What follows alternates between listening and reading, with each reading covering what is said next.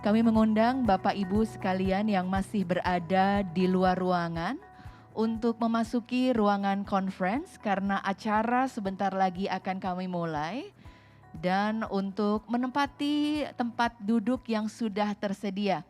Dan kami juga meminta kepada Bapak Ibu sekalian yang terhormat yang hadir di ruangan ini untuk mengecek cellphone-nya, handphone-nya masing-masing apakah sudah ditaruh untuk mode silent agar supaya tidak mengganggu jalannya conference. Terima kasih banyak.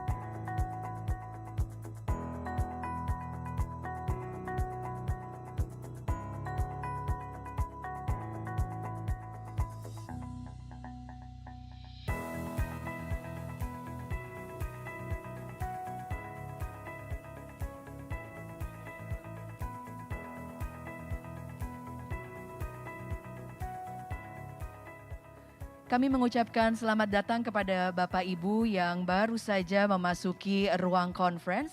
Kami persilahkan untuk menempati tempat duduk yang telah tersedia. Dan bagi para peserta yang masih berada di luar konferensi room, kami persilahkan untuk memasuki dan menempati tempat duduk karena sebentar lagi acara akan kami mulai. Good morning ladies and gentlemen, may I have your attention please? We will start the International Conference on Land Acquisition, Global Trends on Compulsory Acquisition of Unregistered and Customary Land in a moment. We invite you to enter the conference room and please be seated. Thank you. Kami juga memohon kepada Bapak Ibu sekalian yang menggunakan telepon genggam untuk ditaruh di silent mode atau mode getar.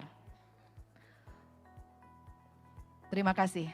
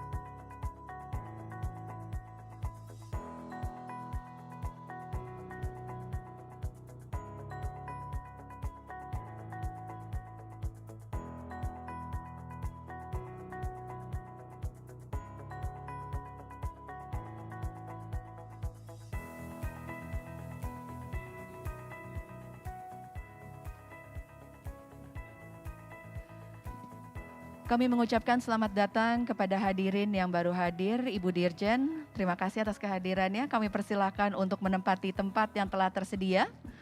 Bapak Ibu sekalian, acara akan kami mulai. Apabila masih berada di luar ruangan, kami harap untuk memasuki ruangan. Terima kasih.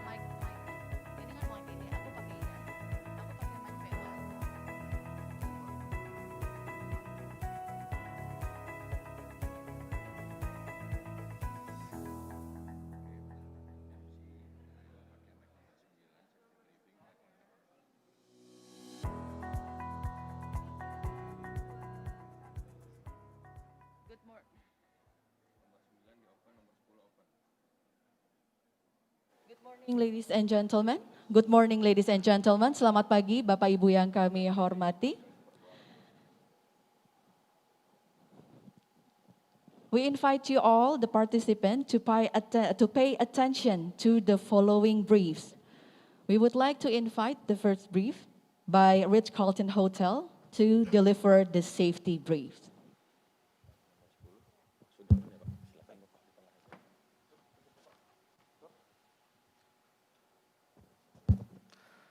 Baik, selamat pagi Bapak Ibu sekalian yang berbahagia. Selamat datang di The Ritz-Carlton Jakarta.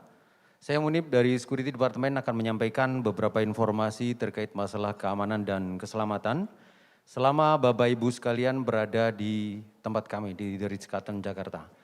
Bapak Ibu sekalian, saat ini kita masih berada di level 1 PPKM.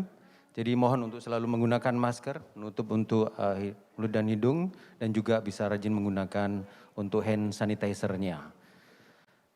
Bapak Ibu, saat ini kita berada di ballroom 3 dan 5. Tentunya di tempat kami tersedia fire protection system mulai dari sprinkler, smoke detector, dan juga tabung pemadam. Dalam keadaan darurat ada 3 pintu darurat. Baik, ini tadi yang saya sampaikan.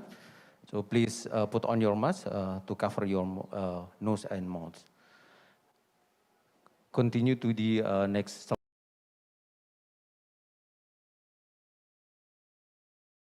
Kembali, pintu darurat tersedia di sebelah kanan Bapak Ibu sekalian, ada 2 di sisi kanan dan ada 1 di belakang. Dalam keadaan darurat, mohon ikuti arahan dari tim emergency yang akan nanti mengarahkan Bapak Ibu sekalian menuju ke assembly point yang terletak di forum entran atau tepatnya di samping pos pemeriksaan kendaraan pada saat Bapak Ibu sekalian memasuki The Ritz-Carlton Jakarta Mega Kuningan. Nanti sekali lagi akan ada petugas yang akan mengarahkan Bapak Ibu sekalian menuju assembly point. Hari ini kami tidak ada latihan evakuasi, tapi nanti apabila Bapak Ibu sekalian mendengar ada informasi untuk meninggalkan ruangan ini, ada pengumuman untuk meninggalkan ruangan ini, mohon jangan berjalan cepat, jangan berlari, silahkan berjalan cepat, ikuti arahan dari petugas hotel. Informasi berikutnya, area ini dilarang untuk merokok, bagi Bapak Ibu yang berkenan untuk merokok tersedia di Asia Restoran. Nanti tinggal turun di eskalator ke kiri, di sana tersedia untuk smoking area. Untuk restroom tersedia di belakang eskalator juga, Bapak keluar dari pintu ini ke kanan, nanti di sebelah kanan lagi itu tersedia untuk restroomnya. Berikut ini yang assembly point kami. Demikian di keselamatan dan keamanan selama Bapak Ibu sekalian berada di tempat kami. Atas perhatiannya kami ucapkan terima kasih. Selamat pagi. Terima kasih Bapak Munib untuk safety briefingnya. Thank you for the safety briefing instruction.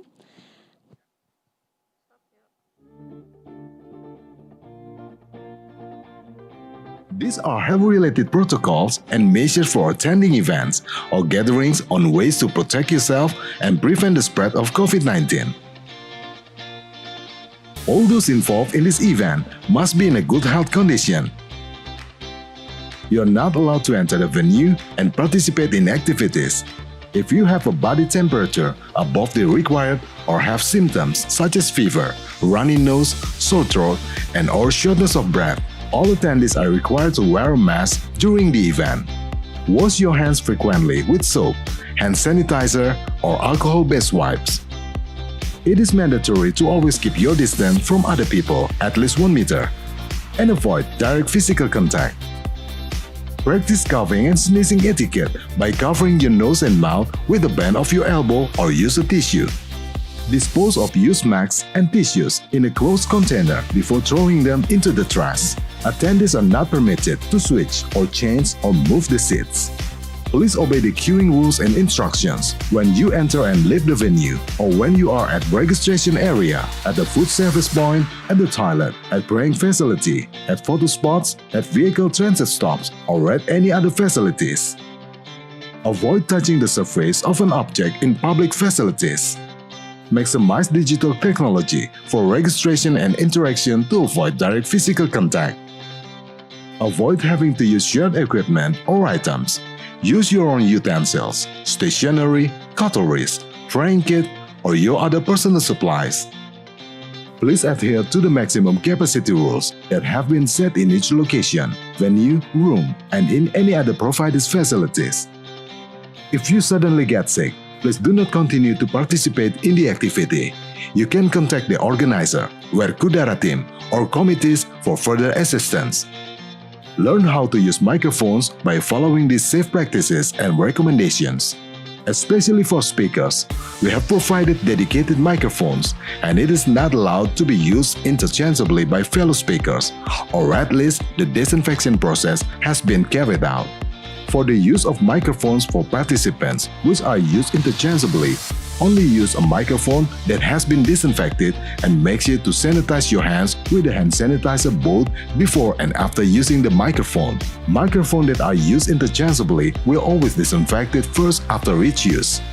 One microphone cannot be used simultaneously by 2 or more people. Let's stay productive by adapting to new, healthier, and cleaner habits so that you and others can always be protected.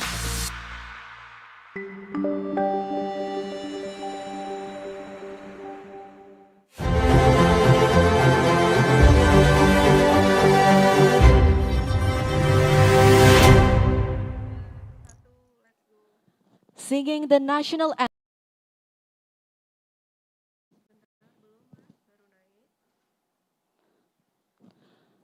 Ladies and gentlemen, please rise.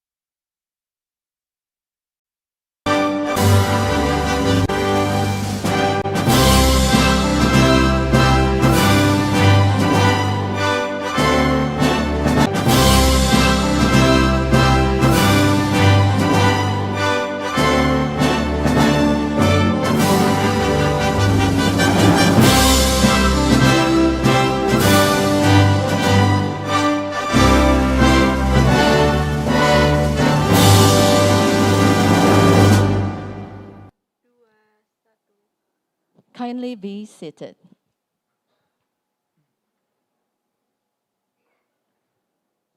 Ladies and gentlemen, before we start, we would like to invite everyone to take a moment of silence to contemplate the reason we are here, why we participate in this conference, and pray for the success of this event. Also pray for those who recently went through terrible disasters and experiences losses during the Cianjur earthquake. May those who left us rest in peace. Bismillahirrahmanirrahim. Oh Allah, guide and bless our hearts and our minds with the light of your guidance. Impart your supreme wisdom upon our activities. Help us to speak our minds clearly. Help us to listen to each other, respect each other, love each other, so that we're included to the blessed person. Make this international conference as a useful science assembly, as a medium of sharing useful idea, knowledge, and experience. May the conference we organize today benefit to our lives, broaden our knowledge, shine our idea, and lead us to be successful, productive person, which in turn will boost the dignity of our nation. Oh Allah, you are the one who can fulfill our dua. Walhamdulillahi Rabbil Alamin. Amin.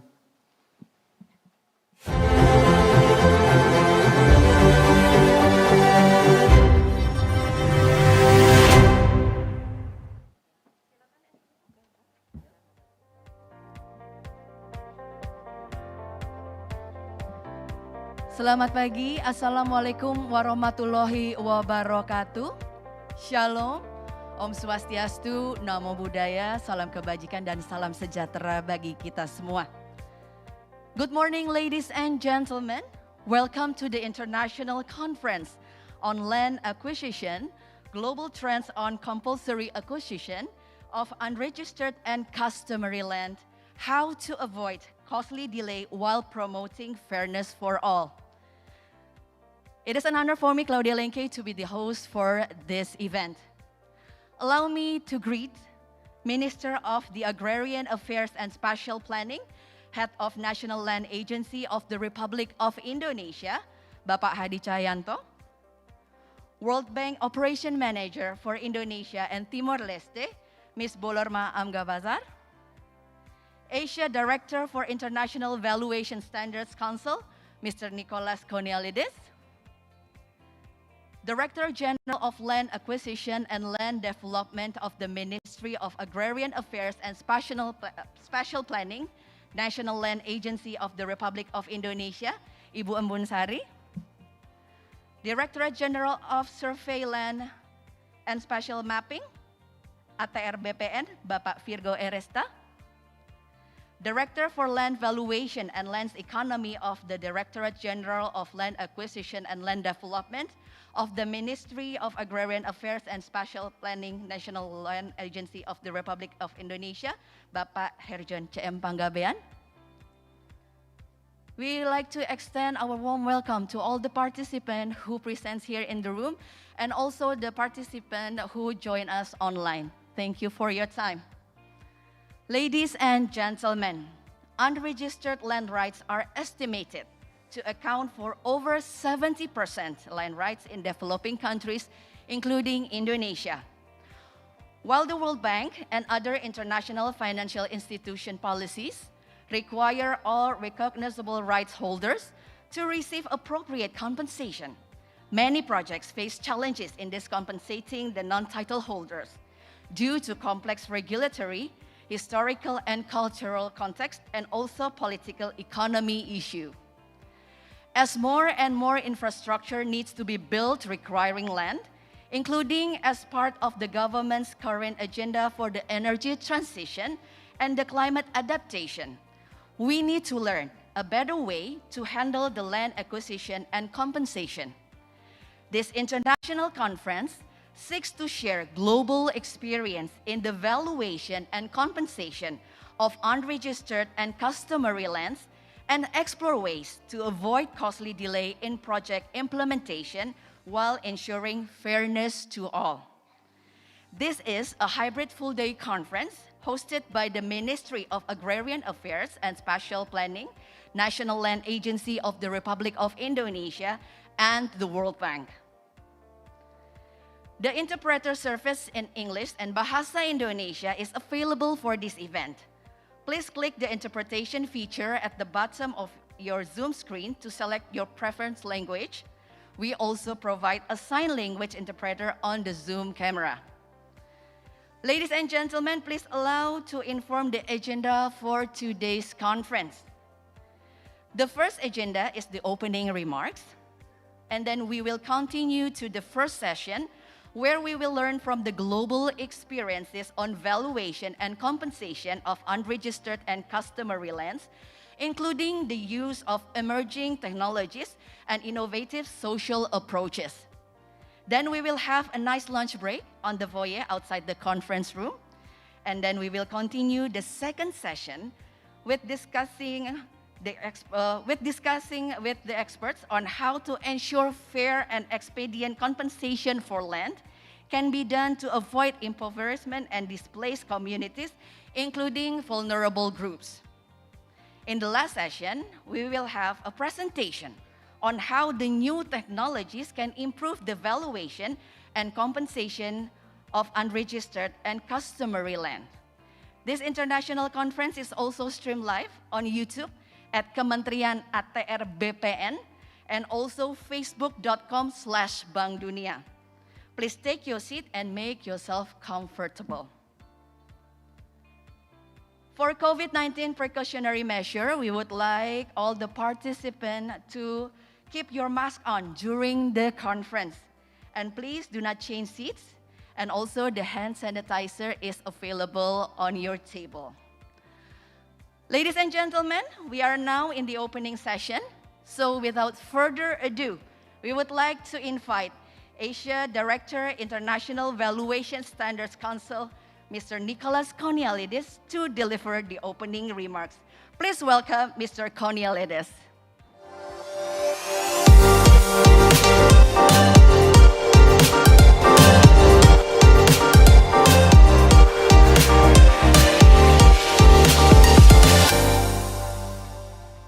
Madam Director General, Madam Representative of the World Bank, directors from the delegation from Timor-Leste, dear directors from the Ministry of Agrarian Affairs in Indonesia, ladies and gentlemen, dear friends, it is an honor for me to represent the International Valuation Standards Council, the IVSC, at this conference organized by the Ministry of Agrarian Affairs and the World Bank. The IVSC is grateful to the organizers for this invitation. The IVSC is proud to participate in these considerable efforts to improve the process around the compulsory acquisition of unregistered and customary lands. Although this topic may seem marginal compared to the usual work of valuers, it is an important one for the IVSC and for the many volunteers who craft the standards. In fact, the IVSC, in its standards, address these issues. These standards explicitly state that, quote, in some instances, legitimate individual, communal, and/or collective rights over lands and buildings are held in an informal, traditional, undocumented, and unregistered manner. Furthermore, the standards recognize that, quote, a real property interest includes informal tenure rights for communal and/or collective tribal lands and informal urban or rural settlements or transition economies. This real property interest can take form of possession, occupation, and rights to use. End quote. These provisions have their natural place in the standards. In fact, they are perfectly aligned with the IVSC's core mission of serving the public interest. This is something we are very proud of. The IVSC serves the public interest in 3 ways, all of which are relevant to the topic of this conference. First, with over 180 members, we develop high-quality valuation standards. These standards ensure consistency, transparency, and comparability. Consistent, transparent, and comparable valuations are the baseline for compulsory acquisitions. Such valuations provide the starting point to include other important dimensions we'll be talking about in the process of the acquisition, such as the inclusion of non-market value and other rights. The second way we serve the public interest is to encourage the adoption of the international valuation standards by preparers, regulators, and users. Widespread adoption of the standards allows all stakeholders to speak the same language and to avoid misunderstandings in complicated matters. In Indonesia, for instance, we enjoy a very good relationship with MAPI, the Indonesian Society of Appraisers. With the opening of an office in Asia, we seek to continue developing our good relations with MAPI and other organizations. We in fact seek to replicate that relationship in other jurisdictions across the region. Beyond our relationship with professional organizations, the IVSC continues to have constructive dialogues with the regulators of many countries in Asia and in other regions, such as Africa and Latin America.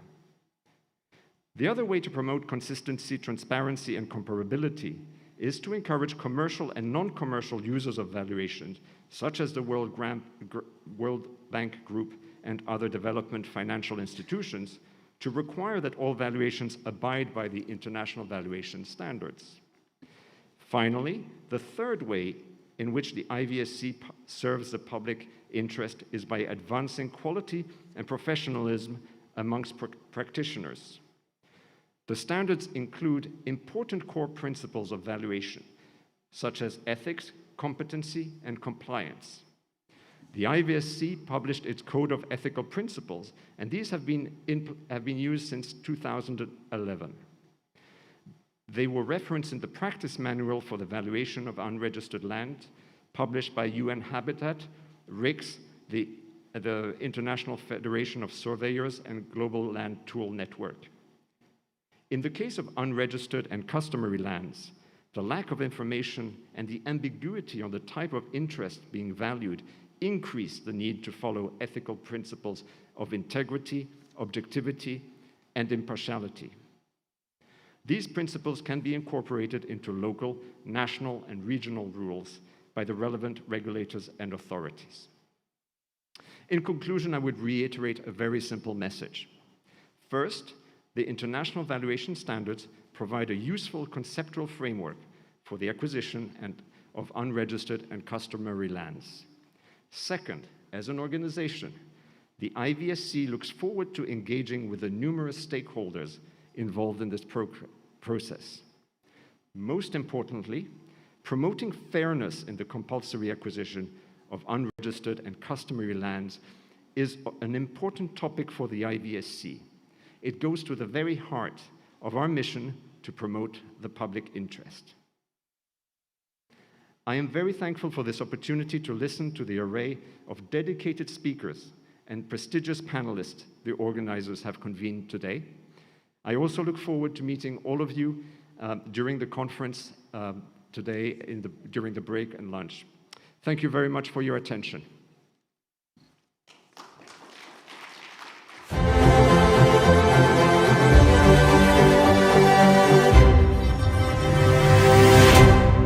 Thank you, Mr. Cornelius, for your remarks. Ladies and gentlemen, following next is remarks from the World Bank Operation Manager for Indonesia and Timor-Leste. Please welcome Ms. Bolorma Amgabazar.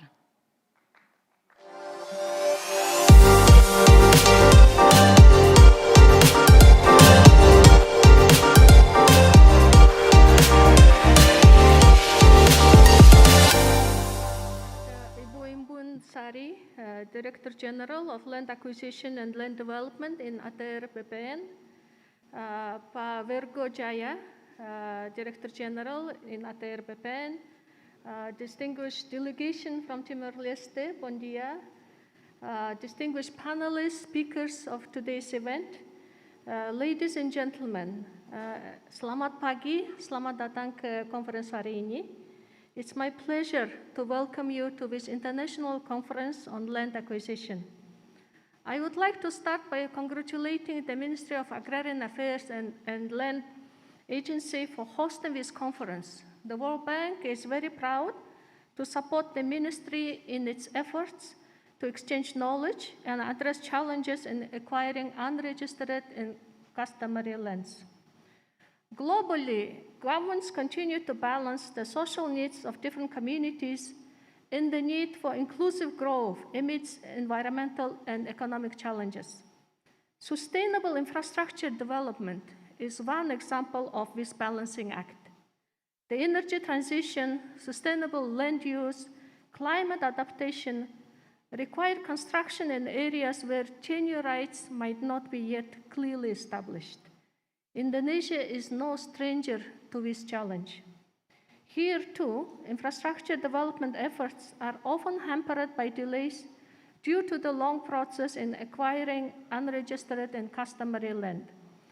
Identifying legal ownership and assessing the fair value of land is a significant and shared challenge. This challenge is deepened by overlapping claims, unclear boundaries, and the lack of documentation. So challenges are clear, and so is the shared goal, which is ensuring fairness for all parties involved in the acquisition of unregistered and customary land, like our title for today's conference. It is therefore no surprise that there is an increasing interest globally in the valuation of and compensation for such lands. This interest is reflected in the efforts of many parties joining the conference today, either physically in this room or by Zoom online, including FAO, UN Habitat, ADB, the International Valuation Standards Council, and the Royal Institution of Chartered Surveyors. This international conference brings together experiences in innovations from different countries to explore where the practice can improve on the ground and where existing regulations may need to be strengthened. Today's panel of experts will discuss a variety of approaches. We will hear case studies from different countries and learn lessons to identify better ways to value unregistered and customary land, and also compensate stakeholders fairly. Some innovations on working with existing regulatory frameworks while responding to problems on the grounds will also be presented.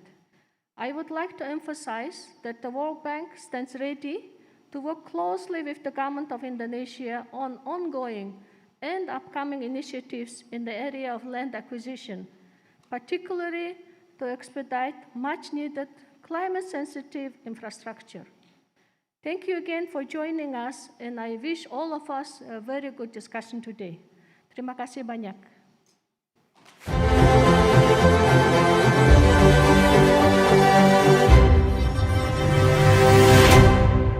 Thank you, Ms. Ambazar, for your remarks. Ladies and gentlemen, we would like to invite Ibu Embun Sari, Director General of Land Acquisition and Land Development of the Ministry of Agrarian Affairs and Spatial Planning, to deliver the opening remarks and to officially open the International Conference on Land Acquisition. Please welcome Ibu Embun Sari.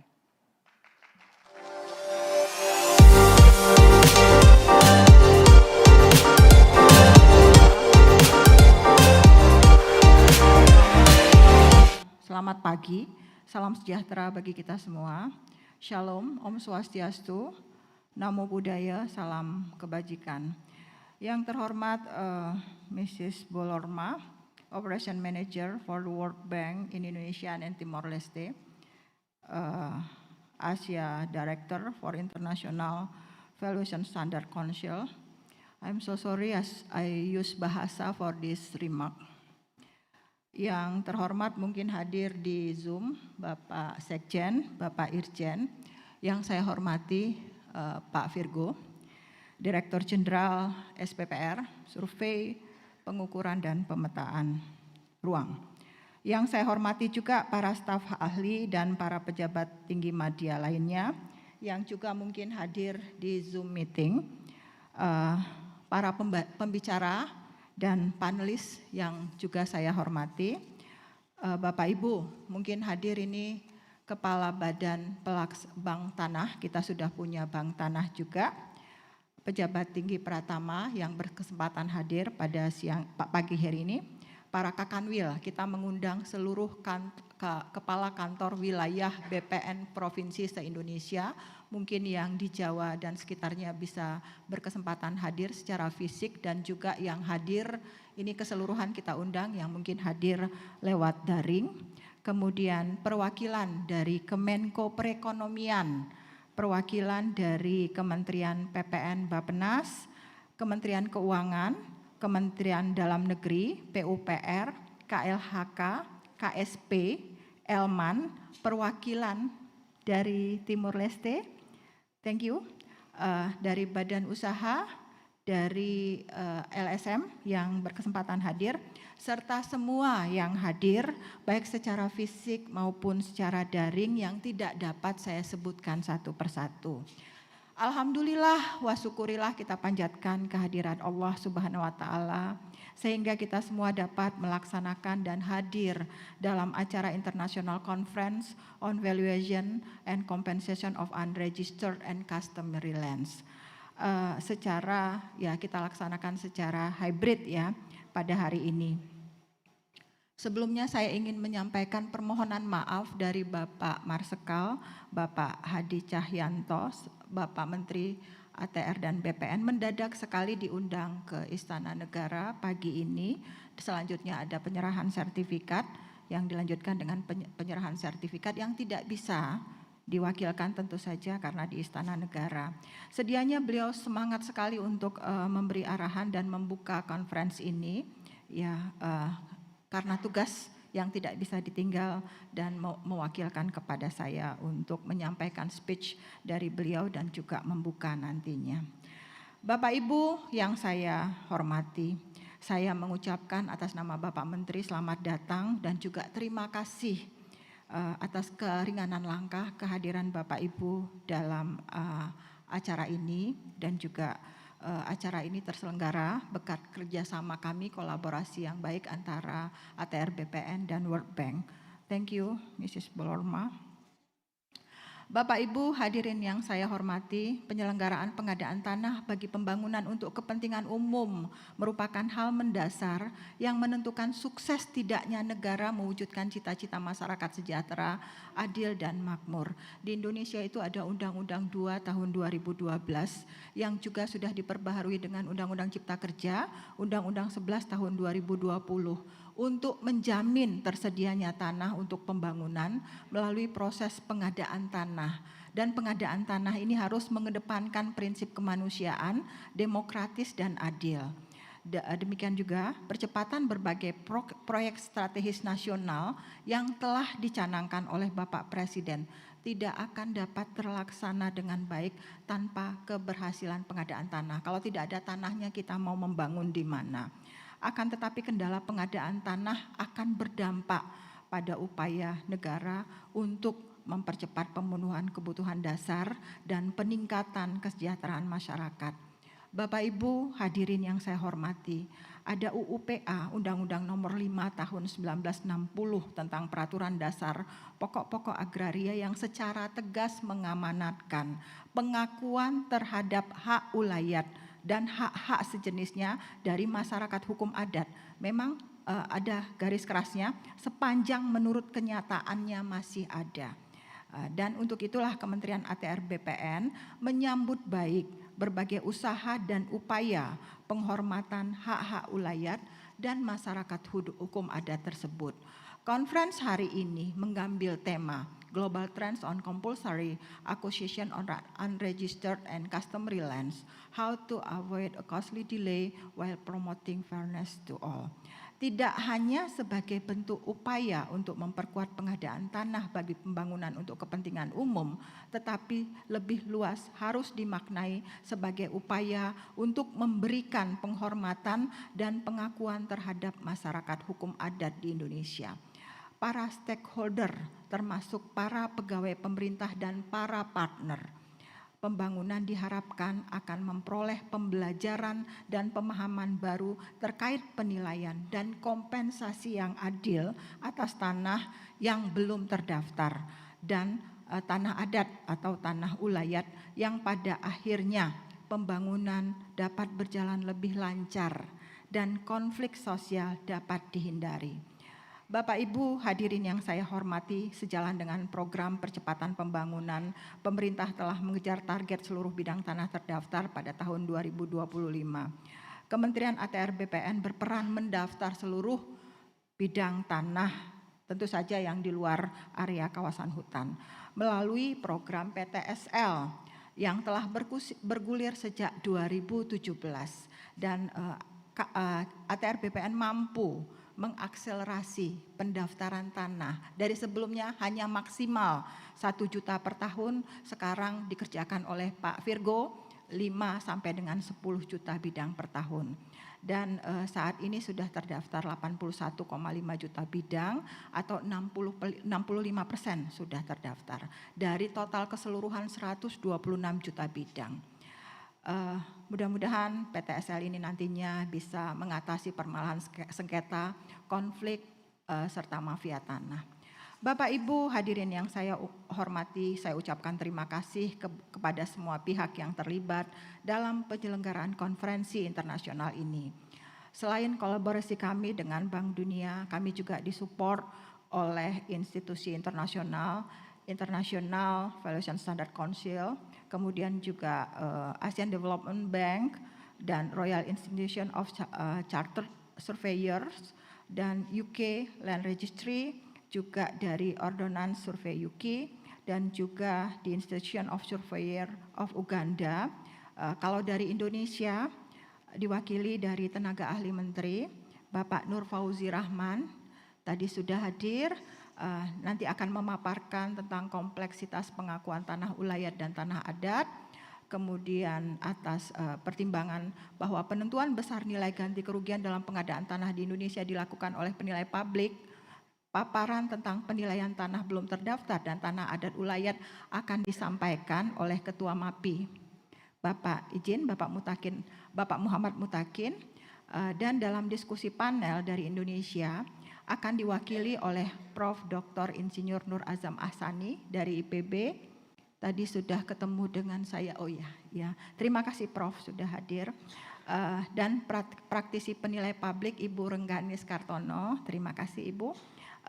Serta itu dari MAPI ya Ibu ya. Kemudian ada nanti rangkaian presentasi, diskusi panel dan demonstrasi pada konferensi ini diharapkan dapat menghasilkan pembelajaran dan pemahaman baru yang dapat membantu menjawab tantangan penilaian ganti kerugian dalam pengadaan tanah bagi pembangunan untuk kepentingan umum di Indonesia.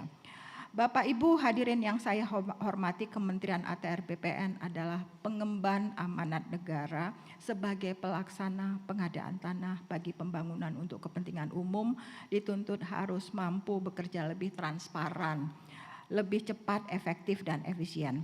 Penilai publik sebagai mitra independen dalam pengadaan tanah juga harus mampu bekerja lebih profesional. Kerjasama yang baik antara ATR BPN dan penilai publik diharapkan mampu mewujudkan pengadaan tanah yang menjunjung nilai-nilai kemanusiaan dan keadilan. Bapak Ibu hadirin yang saya hormati, akhir kata, sekali lagi izinkan kami mengucapkan terima kasih yang sebesar-besarnya. Dan juga tak lupa kami mohon maaf tentu saja jika ada hal-hal yang dianggap masih kurang dalam pelaksanaan acara ini. Apresiasi kami berikan kepada semua presenter dan panelis yang bersedia berbagi pengalaman dan keilmuannya pada konferensi ini.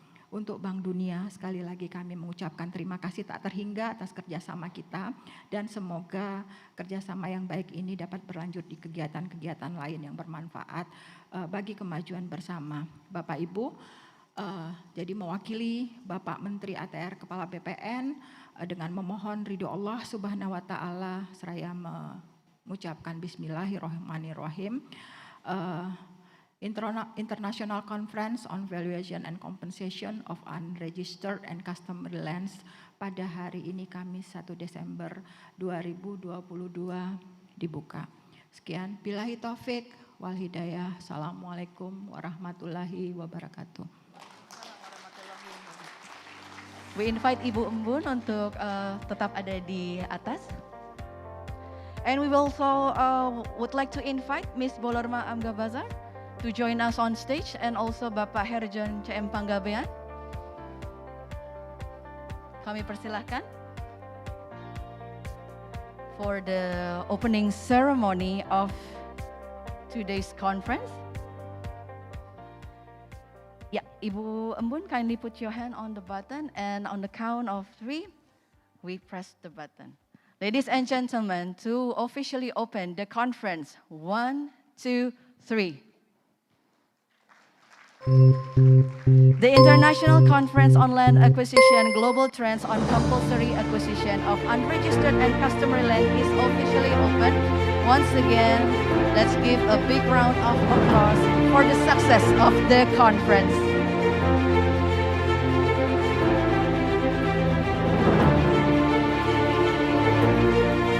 We would also like to invite for the photo session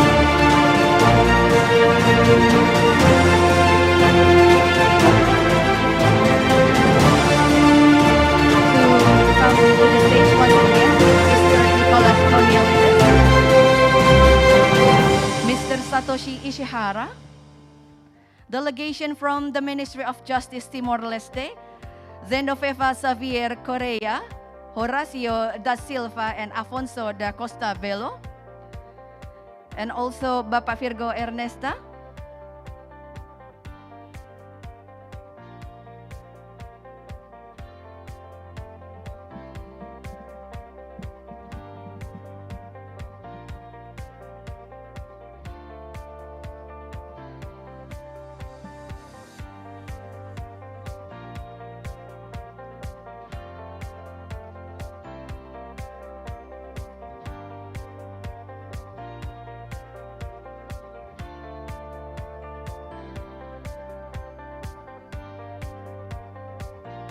Okay, thank you very much, ladies and gentlemen. Okay, once again. From the ATR BPN photographer.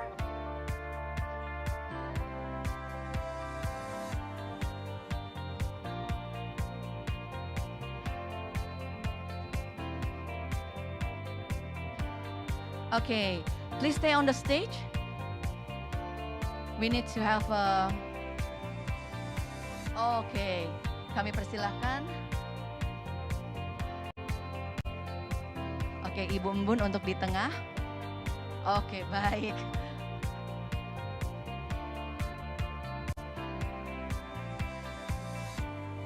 Oke, baik. Oke, maybe another pose, ladies and gentlemen, ya?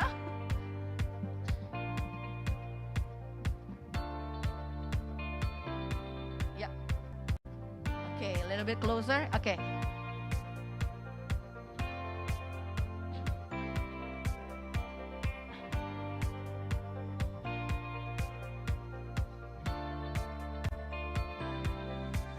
Thank you very much. You may return to your seat, ladies and gentlemen. Thank you. Once again, give a big applause for the conference today. Thank you.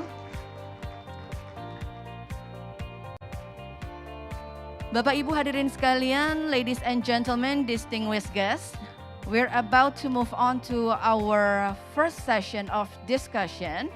But before that, we are going to have a short break, coffee break. But before we enjoy the refreshment, the coffee break, allow me to inform you about the Q&A session. We are going to have the Q&A session after the discussion. And for online and offline participants, please write down any of your question through Slido. You can open the website slido.com, SLEDO.com, and then enter the event code. The event code is LV2022, LV2022, and then input your name before writing your question. We are going to have a Q&A session after the discussion.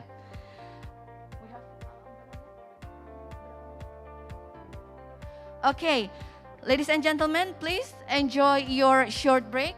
The refreshment is served outside the foyer area, and we'll be back with our next program in 15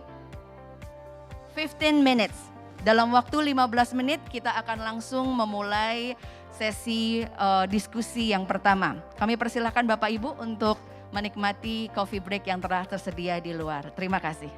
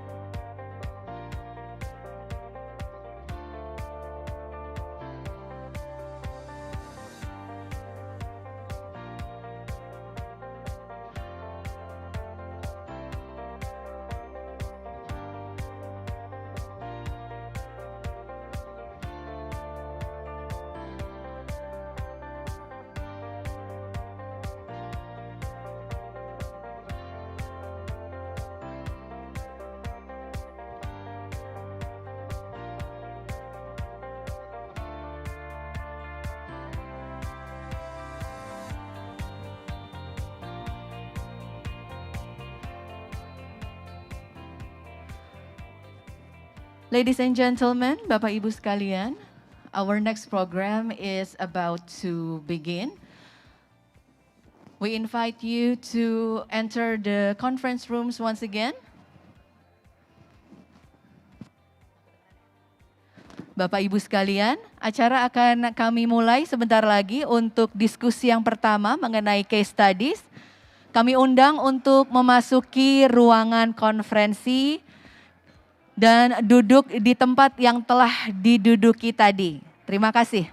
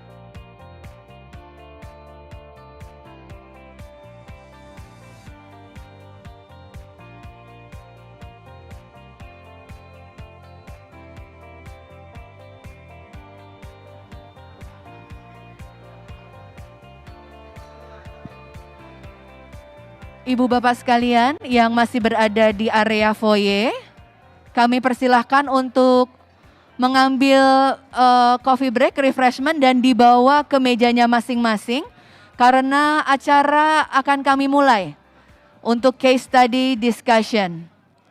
We invite all the participants to enter the conference room because we are going to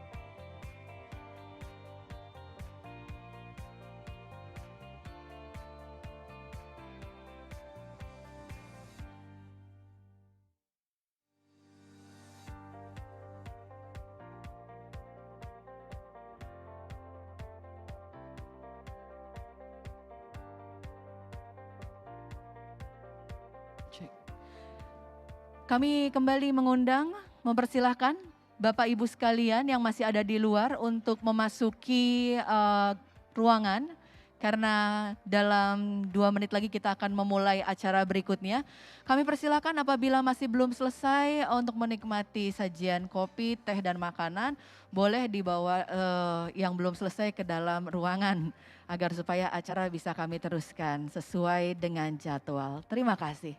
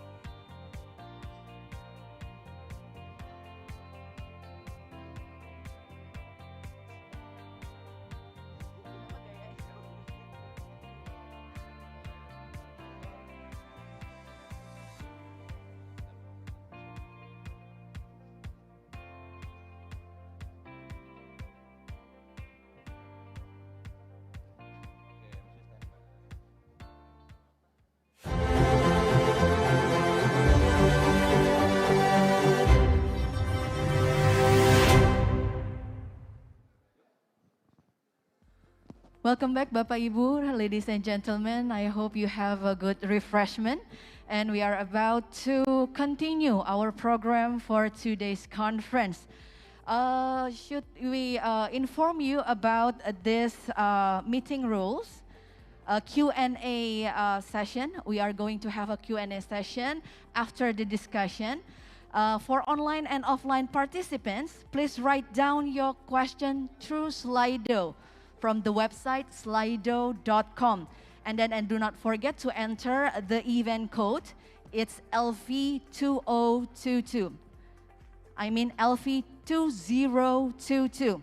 And then input your name before writing your question. Ladies and gentlemen, the interpreter service in English and Bahasa Indonesia is available for this event. Kindly click the interpretation feature at the bottom of your Zoom screen to select your preference language. We also provide a sign language interpreter on the Zoom screen. As we mentioned before, we are going to have the case studies discussion. Ladies and gentlemen, as we know, acquisition of unregistered and customary lands remains to be a complex problem, which has implication to project implementation and might result in adverse impacts to the communities. For the next session, some interesting case studies will be presented. The discussion will focus on specific valuation methodologies applied respectively that help manage challenges in the valuation and compensation of unregistered and customary land. For this session, this case studies discussion, we have 6 speakers from Indonesia.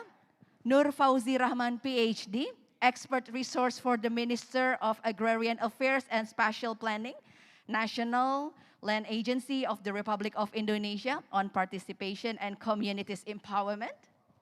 And then still from Indonesia, we have Muhammad Mutakin, National Chairperson for the Indonesia Society of Appraisers, or MAPI. From Uganda, Nyonyintono Cyrus, Registered Surveyor, the Institution of Surveyors of Uganda, ISU. From Nepal, we have Aaron Dennis, Social Development Safeguard Specialist, Asian Development Bank. And also from Nepal, we have Laxmi Prasad Subayadi, Social Development Safeguard Specialist, Asian Development Bank. And from Sri Lanka, we have Razak Muhammad Khan, Senior Social Development Specialist, World Bank. And for this discussion will be led by our moderator, Ms. Prita Laura, Currently, Ms. Prita Laura serves as special staff of the Executive Office of the President of the Republic of Indonesia. So without further ado, I will hand the stage to our moderator, Ms. Prita Laura.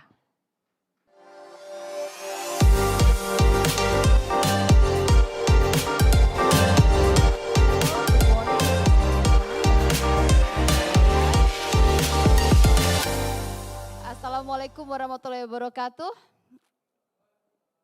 Salam sejahtera untuk kita semua, Om Swastiastu, Namo Buddhaya, salam kebajikan. Sebuah kehormatan untuk saya bisa moderatori acara kita pada hari ini. I'm delighted to moderate today's panel to discuss this important question on how to expedite the acquisition of unregistered and customary lands while ensuring fairness to all. To do this, we will hear 5 case studies from our different countries, from 4 different countries, in doing acquisition of unregistered and customary land. And I would like to invite the speakers that some of them will join us through online. First, I would like to welcome Mr. Nur Fauzi Rahman, PhD, Expert Resource for the Minister of Agrarian Affairs and Spatial Planning, National Land Agency of the Republic of Indonesia on participation on community empowerment. Please welcome Mr. Nur Fauzi Rahman.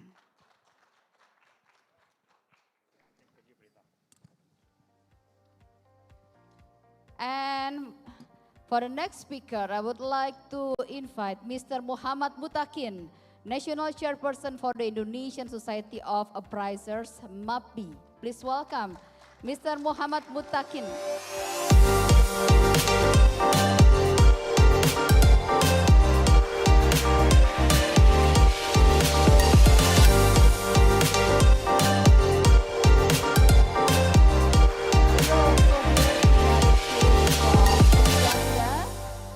That I would like to invite Ms.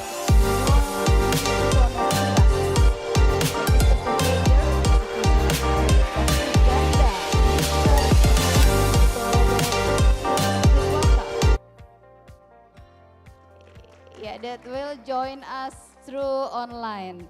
And from Nepal, we will hear from Mr. Aaron Dennis, Social Development or Safeguard Specialist, Asian Development Bank. And we'll join also from Nepal, Laxmi Prasad Subaidi, Social Development or Safeguard Specialist, Asian Development Bank. Please welcome.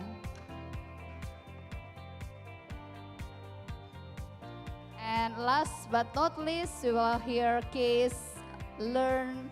lesson learned from Sri Lanka, Mr. Razak M. Ghani, Senior Social Development Specialist of World Bank. Please welcome. All right, for the first presenter, each of the presenters have 15 minutes to present. And for the first presenter, I would like to welcome Mr. Nur Fauzi Rahman. First, I would like to read about his bio, short bio for a while. Mr. Nur Fauzi Rahman is an expert resource for the Minister of Agrarian Affairs and Spatial Planning. He has more than 3 decades of experience working on customary and unregistered land within and outside forest areas, which add another layer of complexity in Indonesia legal context. He is active board and member of non-governmental organization which cover agrarian, forestry, poverty, community empowerment. Hello? Yeah. He is an active lecturer on environmental and community psychology at the University of Jajaran, Bandung, and he had been advising the Ministry of Environment and Forestry, the President's Staff Office, and local government in various process and implementation of agrarian reform and social forestry policy, particularly in regards to mapping and registration of customary land and communities' involvement in the process of valuation and land acquisition for development programs. And he completed his PhD on Indonesian land reform policy and agrarian movement at the University of California, Berkeley. Please welcome Mr. Nur Fauzi Rahman for your presentation. You have 15 minutes to present. Please welcome. Thank you, Prita. I have a very limited time for the huge topic, so allow me to do some brief and also allow me to open my masker simply because to help you to hear better my articulations. Let me check the presentations. Can I get my presentations PPT, please? Is it already show? Not yet?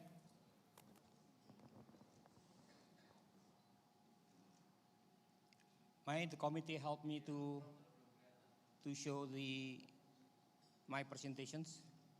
Okay, yeah. It will be in a minute. In a minute? Yeah. Okay. So the purpose of my presentations first is to elucidate two types of relevant contexts. First, individual privatizations of the customary land. The second, what I termed statizations of the customary land.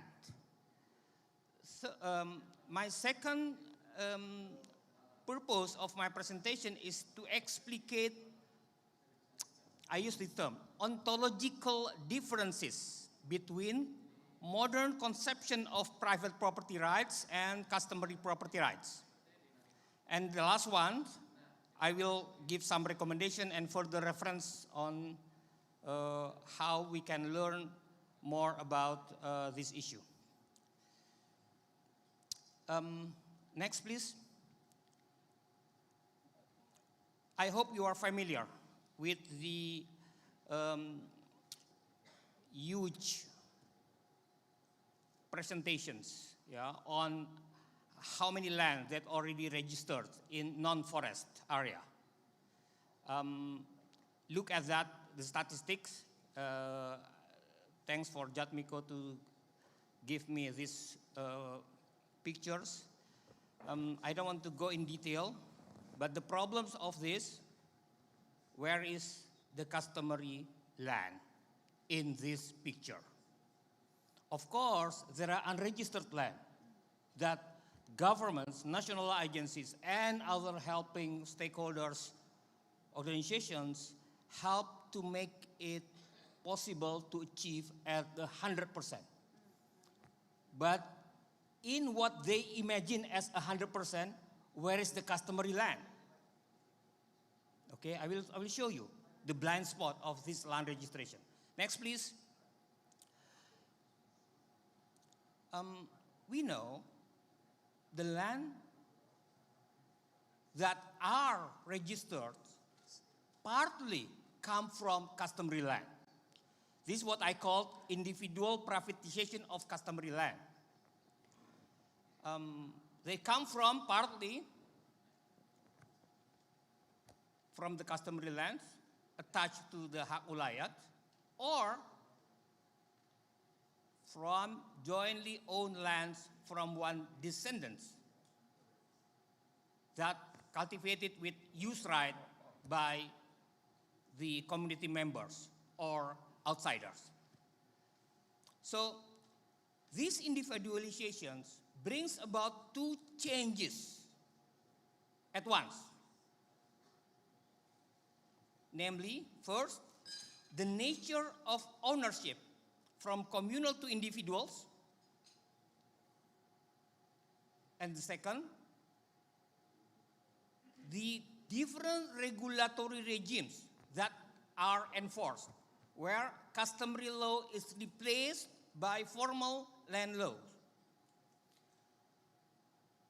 Next, please. I have a friend named Ricardo Simarmata. He got a PhD from Leiden. He made a very good articles, and he mentioned about the two consequences if part of the customary land are registered by the government's programs, so-called PTSL, ya, pendaftaran tanah sistematik lengkap. The traditional share, the customary land that have been certified as private property have moved to the jurisdiction of state law, and therefore no longer within the reach of customary authority. So, the problem with the PP 2497 on land registrations is the blind spot. If we trace back how and where this peraturan pemerintah come from, it's come from government of Indonesia with some help of the World Bank and AusAid through the Indonesian Land Administration Project, 1995-1999. So if you read the World Bank's staff appraisal report on this project, you will find that their purpose is to establish more effective land market in order to improve efficiencies and achieve highest best value of land, rely more on market forces. So for the first time, the new modality were established, which is land market for land registration. This is different with government regulation in 1991, number 2 on land registrations. So it's important for me to mention that because at that regulations, yeah, customary lands attached to Haulayat, the customary property right authorities, are not mentioned as the object or target of land registrations. And it's still active. Yeah, that peraturan pemerintah, even the government programs and design for land registration change over time, including the recent one is PTSL. Well, that's the first context. The second context, next please, what I call as statization is the term that I made of customary land. What does it mean? Customary land attached to Haulayat are wrongly defined as state land. This is not only for the forest zone. Every land under the forest zone is state-owned land. Until 2012, when the Constitutional Court made a ruling, yeah, to change the particular article in Forestry Law number 4199 that clearly, yeah, revised the customary forest is not owned by the state, but is owned by the customary masyarakat adat. Okay, that very huge differences. Because of the categorizations, so every customary territories and lands and resources under the state zone must be moved into the different categories. But the problem is the consequences when the statizations have been taken place. For the non-forest area, this is our issue here, yeah? The actually existing customary land then turned into state land. Of course, without any consent of the indigenous communities, masyarakat adat. Conflicted claims are protected when government entities or corporate entities get new rights over the customary lands. Then, moreover, of course, the corporation or the government entities started to expropriate and alienate the lands from the control of the indigenous or masyarakat adat, including by force. So that's the big issue. We have been facing many protests from the indigenous groups. Next, please. One of them, look at this, how a group of indigenous women do the bare-chested actions. Open their clothes and show their body without any clothes. And this is the repertoire of actions that usually used by mama and across ethnic groups.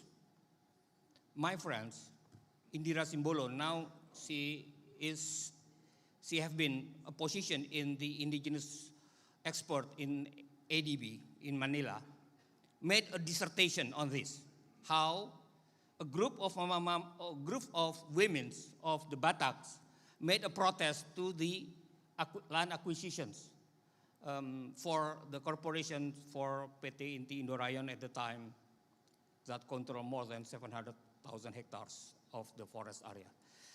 So this is still, we harvest the crisis of legitimacy because of that statutizations over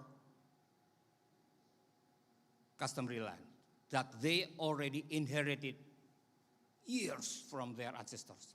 So for the government project with the purpose for the public interest, usually we use so-called eminent domain. Eminent domain is the special, particular, only under special conditions that the state authorities, including National Land Agency, could use it to alienate the land, to take over the land from the peoples. There are conditions here. It can be implemented only because of the due processes, because of the consent of the people, or we can use the court in order to make it implemented, enforced. But we, because of the particular conditions, harvest the protest. So next, please. So I have been researching this one. It's 30 years, and I made a framework how to understand the land conflict that are chronic, structural, and expanded into multiple different articulations. The quotation I made in the right side is come from Professor Ida Lunida from Universitas Pajajaran. He's the legal professor. You can read it. I don't want to read, but if we want to protect masyarakat adat, more or less, seriously, we have definitely do settling the disputes or conflict. Without handling that one, the rhetoric of the recognitions of the customary rights or hak-hak masyarakat hukum adat is merely rhetoric. Next, please. I don't want to do more explanation about this issue. Is historic. We know every legal scholar working on agrarian issues or hukum adat or the customary law is always familiar with Cornelis van Vollenhoven. The legal scholar labeled him as Bapak Hukum Adat. Okay, and they made a pleidoy, because the professor made a pledoi, he made a book. Ya, Orang Indonesia dan Tanahnya. We translate it, we publish it, the book. You can download it freely in the Sekolah Tinggi Pertanahan Nasional. So, the issue still on. Professor Mario Soemarjono is one of the senior advisors of the Minister of the Agrarian Affairs and Spatial Planning. Criticized the articles, special articles in the Undang-Undang Hak Cipta, ya, Undang-Undang Cipta Kerja, sorry, ya.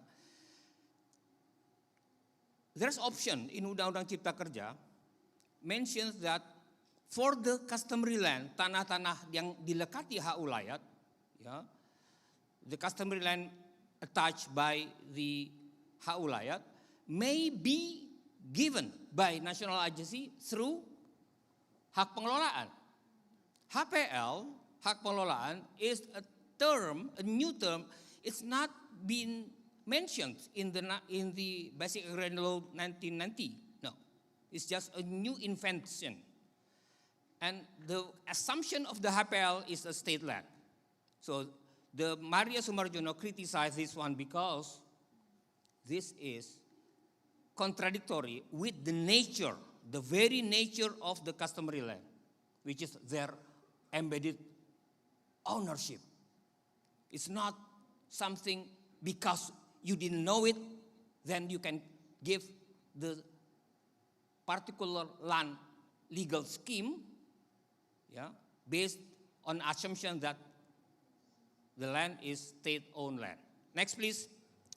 So the conclusion that I want to make in this forum is market value and market-based valuations, which is most common, yeah, for MAPI's appraisers, yeah, is not compatible with the very nature of the customary land attached to hak ulayat. Yeah?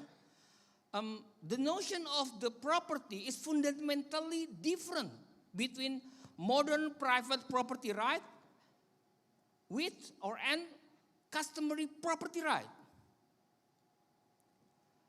Private property rights are generally within the framework of being interchangeable. You can sell it. You can buy it. While customary property rights are inherited from ancestors to be inherited to next generations and therefore cannot be separated from indigenous communities. It is inalienable and of course are not be sold. The lands are necessary spaces for the continuation of communities and other species. Don't forget that one. Other species life since past, present, and future. This is very important. Yeah, UNDP made a development report that very important in the context of our Anthropocene era. This is a new term that I mentioned, yeah, where the whole Earth is under threat now because of the activities of the capital and human. So we need to restore the Earth by creating a secure tenure for the indigenous or masyarakat adat controlled land, territory, and resources. So we have to go beyond the land market and market-based valuations in order to allow customary land attached to hak ulayat exist and continue to be exist. For Indonesia and many other countries, this is a very important because this is the character, the very element of the Indonesian character, which is Bhinneka Tunggal Ika. Okay. Last one. Next, please. I use the term ontological differences. This is difference. We are in COVID era. What is coronavirus disease come from? It is from the virus. Virus is a different creature than bacteria. Virus is not living entities. If you understand the virus by your perspective on bacteria, you will mislead, you will mistreat. Definitely because the two creatures have a different ontological existence. Okay? So this should lead to methodological challenge for MAPI. How we have to deal with the customary territory attached to Hal Wayat. No, it's different. If you make it private individualizations to the customary land, wow. Especially when you use eminent domain, you will dismantle not only the land that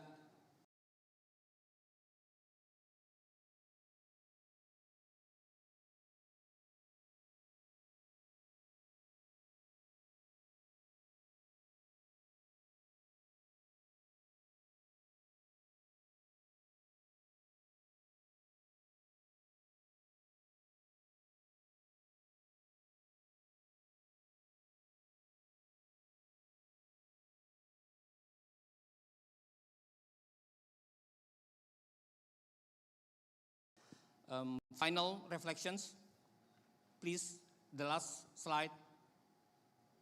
So how far we can go to beyond the market value? Compensations, it should be educational. Compensation, individual compensation should be replaced. Maybe we have to think more about how we can go to the, how you call it, that one. If you have a money, yeah, if you still monetize this one, don't give money to individual members of those who are land taken from the customary land, but give them, I forgot the term, the money that you give into something that you can guard, partially you can now taken from that, but you can leave them in order to allow you get the interest from them to give to the members of the indigenous or masyarakat adat. How you call it that? I don't know, kelompok masyarakat adat begitu atau? No, if someone donate their money, Yeah. Put it in the Something like trust, you mean? trust, yeah, money as a trust, and then every members of the masyarakat adat can get as a fellowship, can get that money, part of that money, interest of that money, in order to help the landscape is better. Yeah. If I find that term better, I will give you later. Yes. Thank you very much, Prita. Okay, thank you. Let's give a big applause to Mr. Nur Fauzi Rahman. Thank you for your passionate and insightful presentation. Yeah, we get another perspective, yeah, from the academia of Indonesia who have many experience on unregistered and customary land in Indonesia. And next we will have a presentation from Mr. Muhammad Mutakin, from National Chairperson for the Indonesian Society of Appraiser, MAPI. Let me read his short bio first.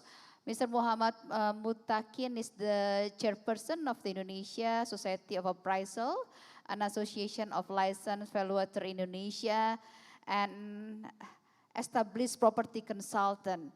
He had extensive experience in land valuation for compensation in regard to land acquisition, both in practice at project level, in the academic sphere as lecturer, and for valuation policy or instrument development for over 20 years. He is managing partner of the Public Appraiser Office or Indonesia, we call it KGPP, Mutakin Bambang Purwanto Rozak and Rekan. And he was a member of the Governing Council of National Committee ASEAN Valuers Association for Indonesia Chapter. Muhammad Mutakin obtained his master's degree in property management and valuation from the University Technology of Malaysia. Please welcome Mr. Muhammad Mutakin. 15 minutes for your presentation. Yeah, you may stand up.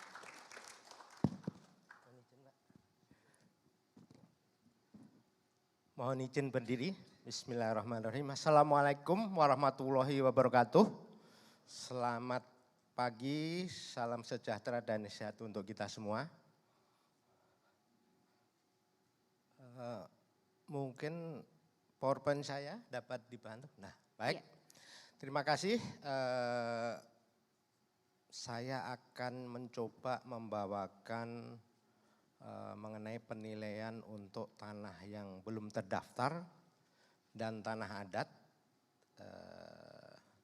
untuk kepentingan pengadaan lahan untuk pembangunan kepentingan umum. Jadi kalau sebenarnya ada 4 topik yang akan saya bahas, tetapi di topik pertama mungkin terkait dengan masalah tanah adat. Tidak perlu saya ulang karena Pak Nur sudah cukup detail. Yang tadi salah satu disampaikan tantangan bagi penilai untuk tanah adat itu jangan dihitung secara uang saja, gitu kan. Nah, baik, saya akan coba masuk. Jadi mohon lanjut. Jadi yang poin 1 saya coba loncati, saya langsung ke yang poin 2, proses pengadaan tanah di Indonesia. Lanjut. Nah, pengadaan tanah di Indonesia itu dasar hukumnya adalah yang pertama tentu saja Undang-Undang Dasar 45, yang tentu saja tujuannya adalah untuk tujuan kesejahteraan, keadilan bagi seluruh rakyat Indonesia. Nah, ini yang tidak boleh kita lupakan nanti di dalam kita melakukan penilaian untuk pengadaan tanah.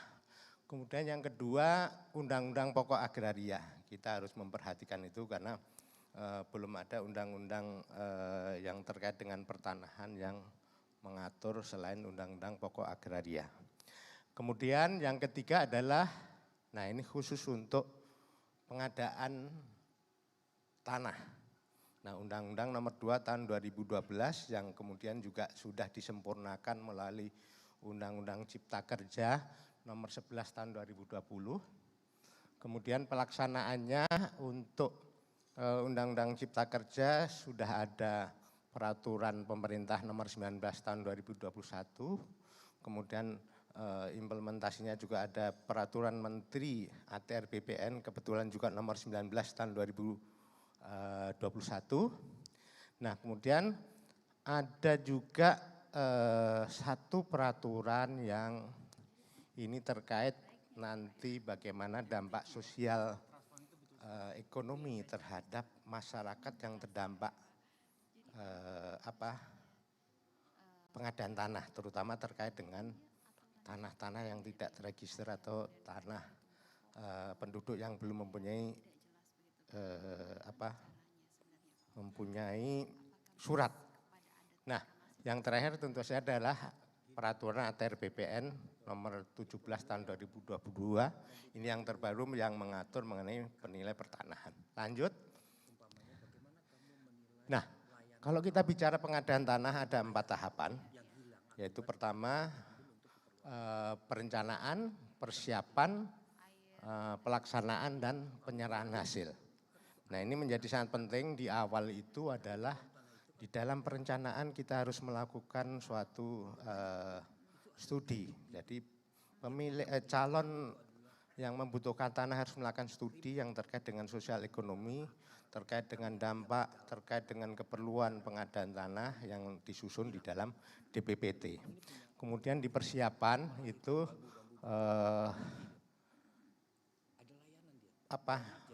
penetapan lokasi dilakukan oleh gubernur atau bupati yang tentu saja didasarkan pada hasil perencanaan yang dilakukan pada tahap 1 tadi.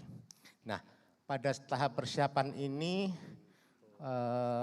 yang menjadi sangat penting adalah harus adanya sosialisasi ataupun kepada stakeholder untuk menyampaikan pengumuman, menyampaikan apakah ada pihak-pihak yang berkeberatan dengan rencana pengadaan tanah tersebut.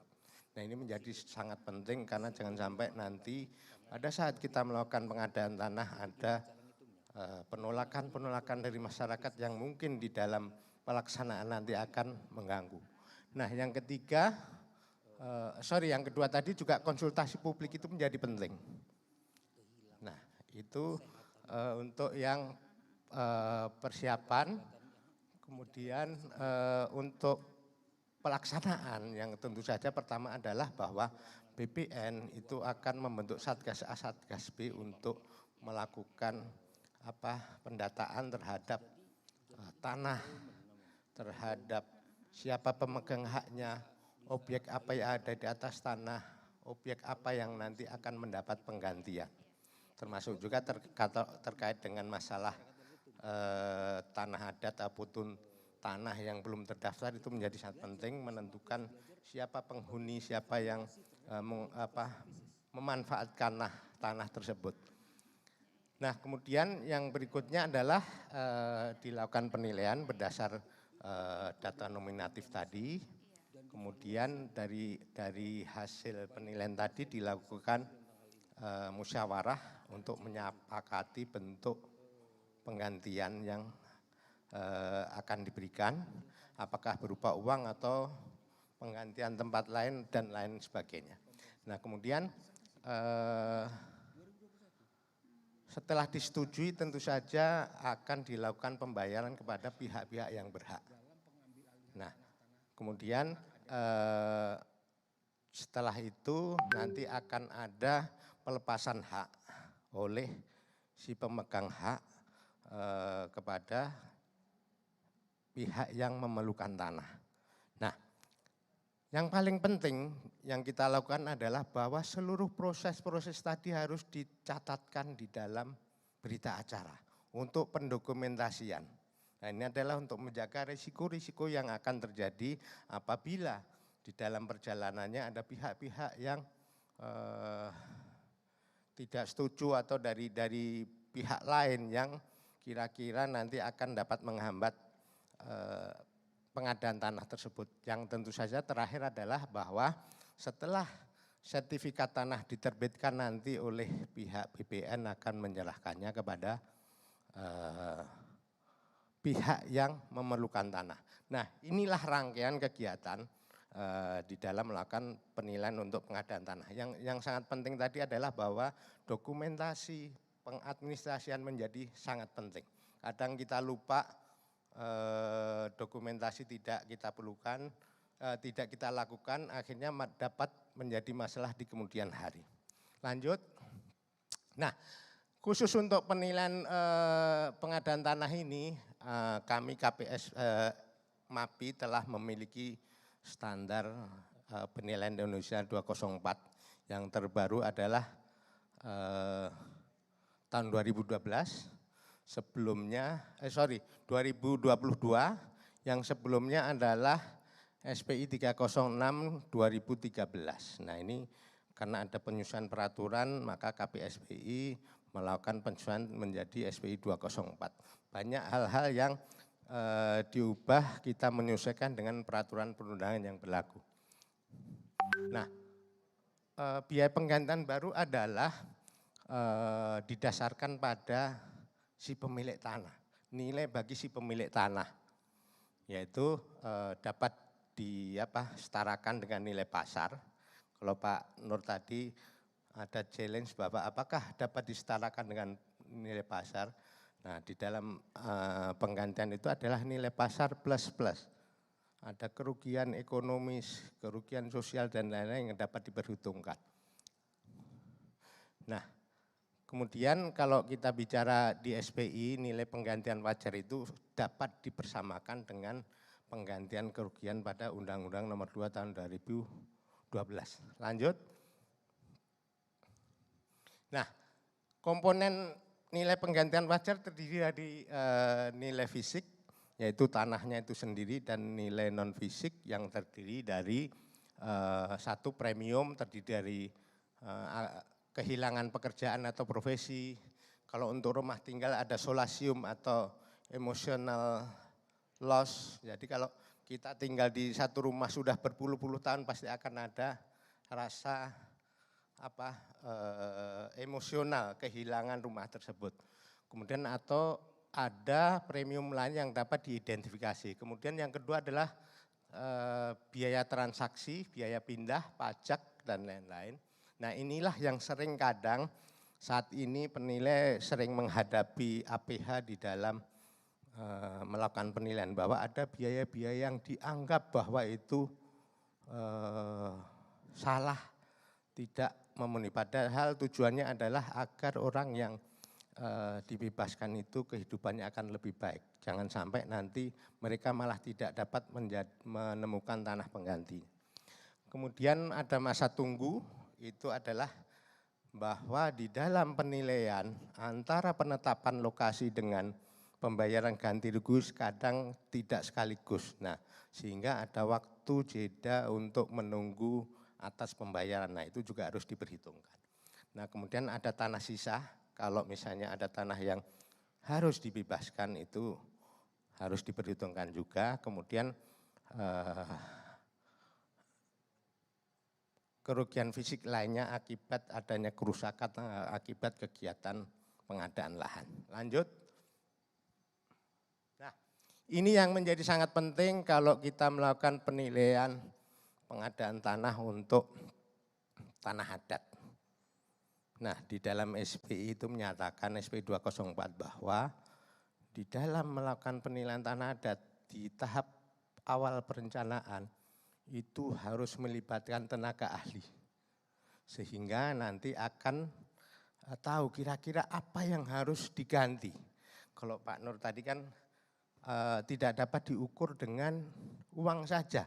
Nilai sosial itu apa yang harus diganti. Nah, sehingga nanti sebenarnya kalau untuk tanah adat ini bisa saja diganti dengan uang atau mungkin penggantian tempat lain. Nah, itu yang mungkin equal dengan apa yang menjadi manfaat bagi masyarakat adat. Nah, sehingga di dalam melakukan penilaian, penilai harus mengikuti pendapat ahli tersebut. Karena belum ada peraturan yang mengatur, terutama untuk tanah adat itu masih berbeda-beda. Masing-masing daerah mempunyai aturan yang berbeda. Sehingga tidak dapat kita standarkan. Di daerah ini yang harus diganti apa, di daerah ini apa. Nah, itu akan berbeda-beda. Lanjut.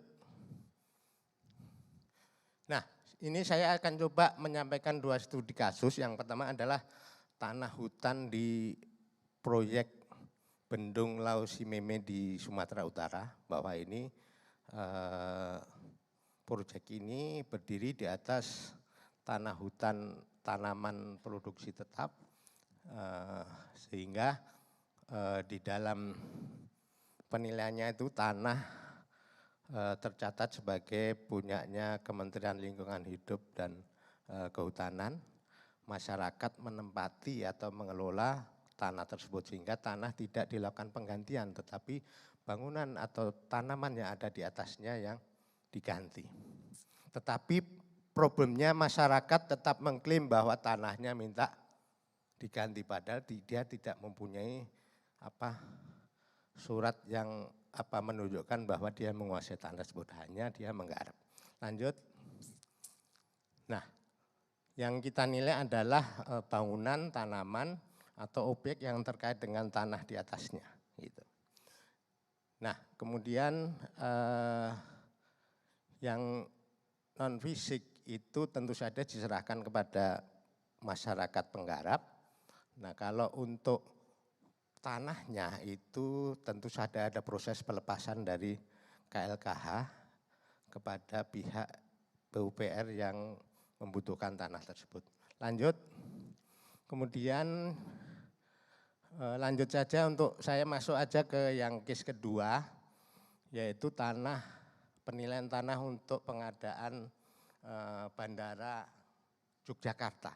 Nah ini proyek tahun 2016, mungkin cukup ramai dan mungkin ini salah satu proyek yang sukses dilakukan oleh BPN. Tepuk tangan untuk BPN atas prestasi pengadaan untuk Jogja. Nah ini yang berdiri di atas tanah 500 atau hampir 600 hektar. Tetapi ada kira-kira 130-an hektar yang berdiri di atas tanah Paku Alaman dan tanah Kasultanan. Di mana di atas tanah tersebut banyak para penggarap. Lanjut. Nah ini saya akan coba menjelaskan. Jadi ada, kalau kita golongkan ada 4 jenis tanah di sana. 1 tanah Kasultanan, 2 tanah Kadipaten, tanah desa, dan tanah yang memang sudah dikuasai oleh masyarakat dengan hak tertentu. Nah pemegangnya Kasultanan Land adalah Kasultanan, Kadipaten adalah Kadipaten, kemudian pemerintah desa yang megang adalah pemerintah desa. Kemudian kalau yang individual tentu saja berdasar SHM atau SHGB mereka tercatat untuk itu. Nah kemudian siapa penggunanya? Penggunanya adalah masyarakat yang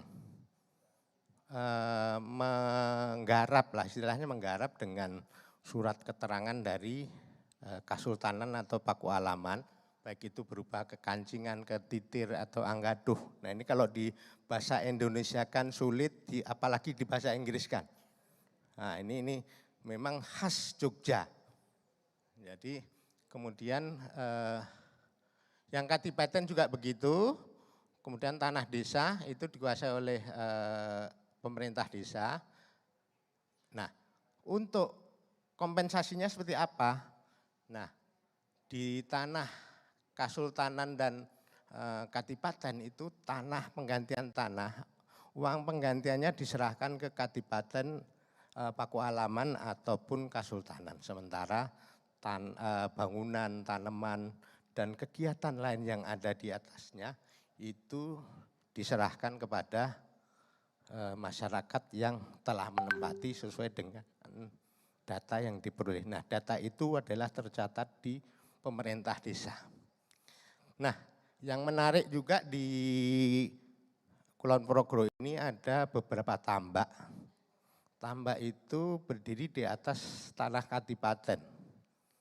Nah tetapi pemilik tambak itu menyewa kepada penduduk yang mendapat surat dari Kadipaten. Nah sehingga di dalam LO-nya kejaksaan itu bahwa itu semacam sewa yang semestinya ilegal, mestinya tidak mendapat penggantian. Termasuk juga tambak di sana tidak sesuai dengan tata ruang. Nah ini menjadi sangat menarik. Nah kemudian juga mungkin dengan pelajaran Bandara Jogja ini ada semacam berita saat ini bahwa Kasultanan Jogja tidak akan membebaskan lahan lagi untuk kepentingan umum. Tapi nanti mungkin dalam bentuk sewa atau bagaimana. Nah ini merupakan tantangan bagi teman-teman ATR BPN di dalam upaya pengadaan lahan di Jogja. Karena ada 2 jalan tol yang terkendala dengan adanya isu ini. Yaitu jalan tol Solo Jogja dan jalan tol Jogja Bawen. Nah ini mungkin menjadi PR kita bersama bagaimana agar pembangunan dapat terpenuhi tetapi kepentingan dari Kasultanan tidak terganggu. Oke lanjut. Ya, kesimpulan ya, oke. Ya, jadi lanjut saja. Nah, pelajaran apa yang dapat kita peroleh? Jadi karena adanya kekhususan di Jogja ini, itu adalah bahwa tanah Kasultanan dan Kadipaten itu sebenarnya tercatat di masing-masing desa. Jadi apabila kita akan melakukan penilaian untuk kepentingan umum terkait dengan masalah tanah Kadipaten dan Kasultanan, itu tentu saja kita akan coba desa untuk melakukan identifikasi ini menjadi sangat penting. Kemudian juga beberapa pihak yang sangat berperan di dalam melakukan tinjauan awal itu menjadi sangat penting, harus kita perhatikan. Kemudian juga dengan adanya peraturan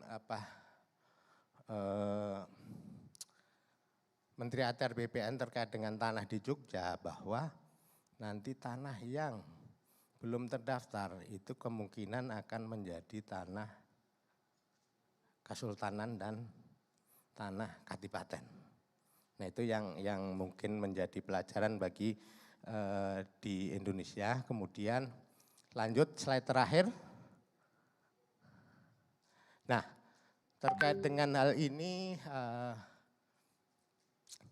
Peraturan Presiden nomor 62 tahun 2016 seharusnya bahwa di dalam melakukan penilaian terhadap tanah-tanah yang tidak terdaftar itu dilakukan adanya uang kerohiman. Tetapi mengingat proyek di Jogja ini kita lakukan 2016, maka kita mengajunya pada Undang-Undang nomor 2 tahun 2012 tidak ada memberikan adanya uang kerohiman kepada warga yang telah menghuni lebih dari 10 tahun.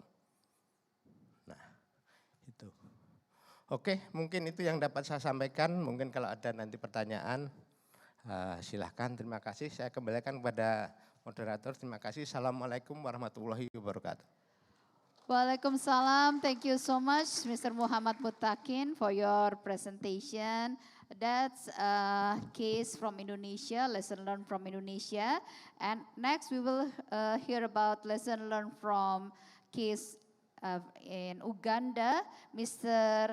Nyonyin Tonosiras will presenting. He is a registered surveyor, the Institution of Surveyors of Uganda. And let me read his short bio first. Mr. Nyonyin Tonosiras is a registered surveyor and professional member of the Institution of Surveyors of Uganda. He has many years of experience in asset valuation for secures, lending, large-scale land acquisition, property and asset valuation, land transaction advisory, property management and property rate assessment for public and private entities. His professional experience includes team leader or senior valuation surveyor for Tilenga project under Total Energies, ENP, Resettlement Action Plan, expert for East African crude oil pipeline, and the supervision and coordination of large-scale valuation for various commercial MDIs and other financial institutions. Please welcome Mr. Nyonyin Tonosiras, 15 minutes for your presentation. Thank you very much. Good morning, ladies and gentlemen. I'm going to be presenting. Before we begin with the presentation, I would like to remind you, you may ask question through Slido. You can go to slido.com and enter the code. The code is #LV2022. Yeah, the code of slido.com is #LV2022. You may put your question there, and the committee will select from all those questions to be presented in this discussion. Okay, Mr. Nyonyin Tono, have you ready? Yes, I am. Okay, sorry, we still try to connect with Mr. Nyonyin Tonosiras. You can't hear me? Hello? Okay. Any updates?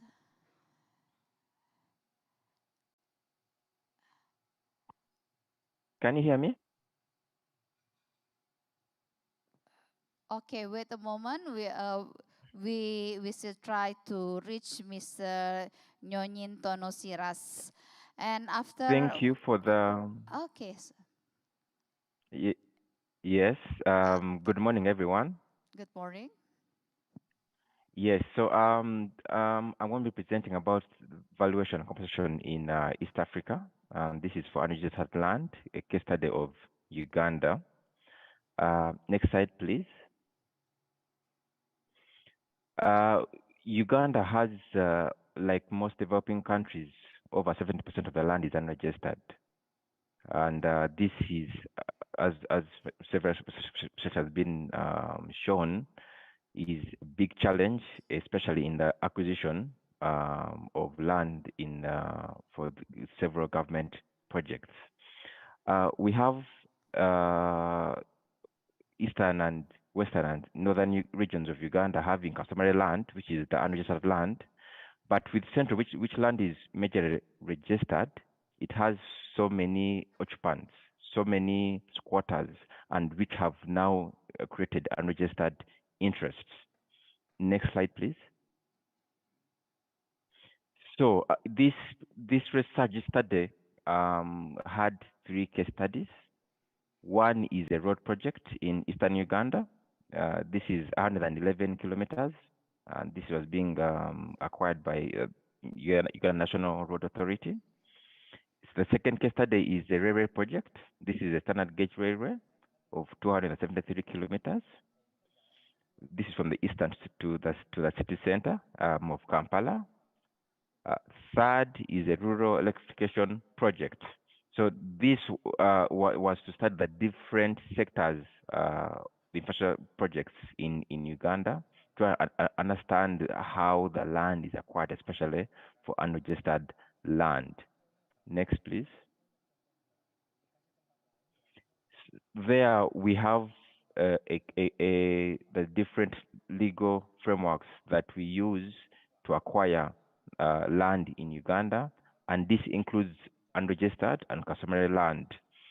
Customary land in the 1995 was recognized as a land tenure, but before that, customary tenure land was not recognized. It was taken as public land, and that was creating so many loopholes, especially in the acquisition of the land. Next, please. This is to illustrate the map of Africa, just to show where Uganda is. And on the right, you see the distribution of the unregistered land. You see that a majority of the land is not registered. In the north and east, that is customary land, but that is the communal owned customary land.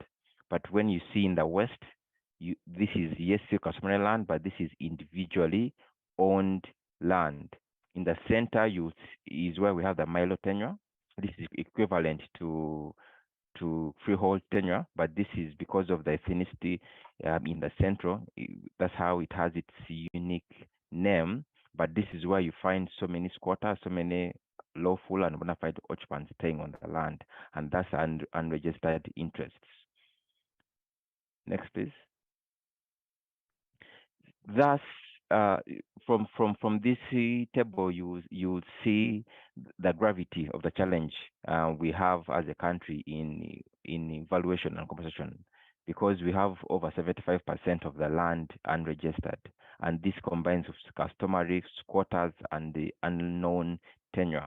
And the unknown tenure is due to the different legal regimes which have created the gray areas, and these gray areas haven't been fully resolved to date. So that creates a very big challenge in compensation. Next, please. So from that aspect, we see that we have three types of unregistered land. One is customary land, and this is evidenced by sale agreements mainly. But you see that most of the land is not. There's no any form of legal documentation or any form of ownership to verify the interest held.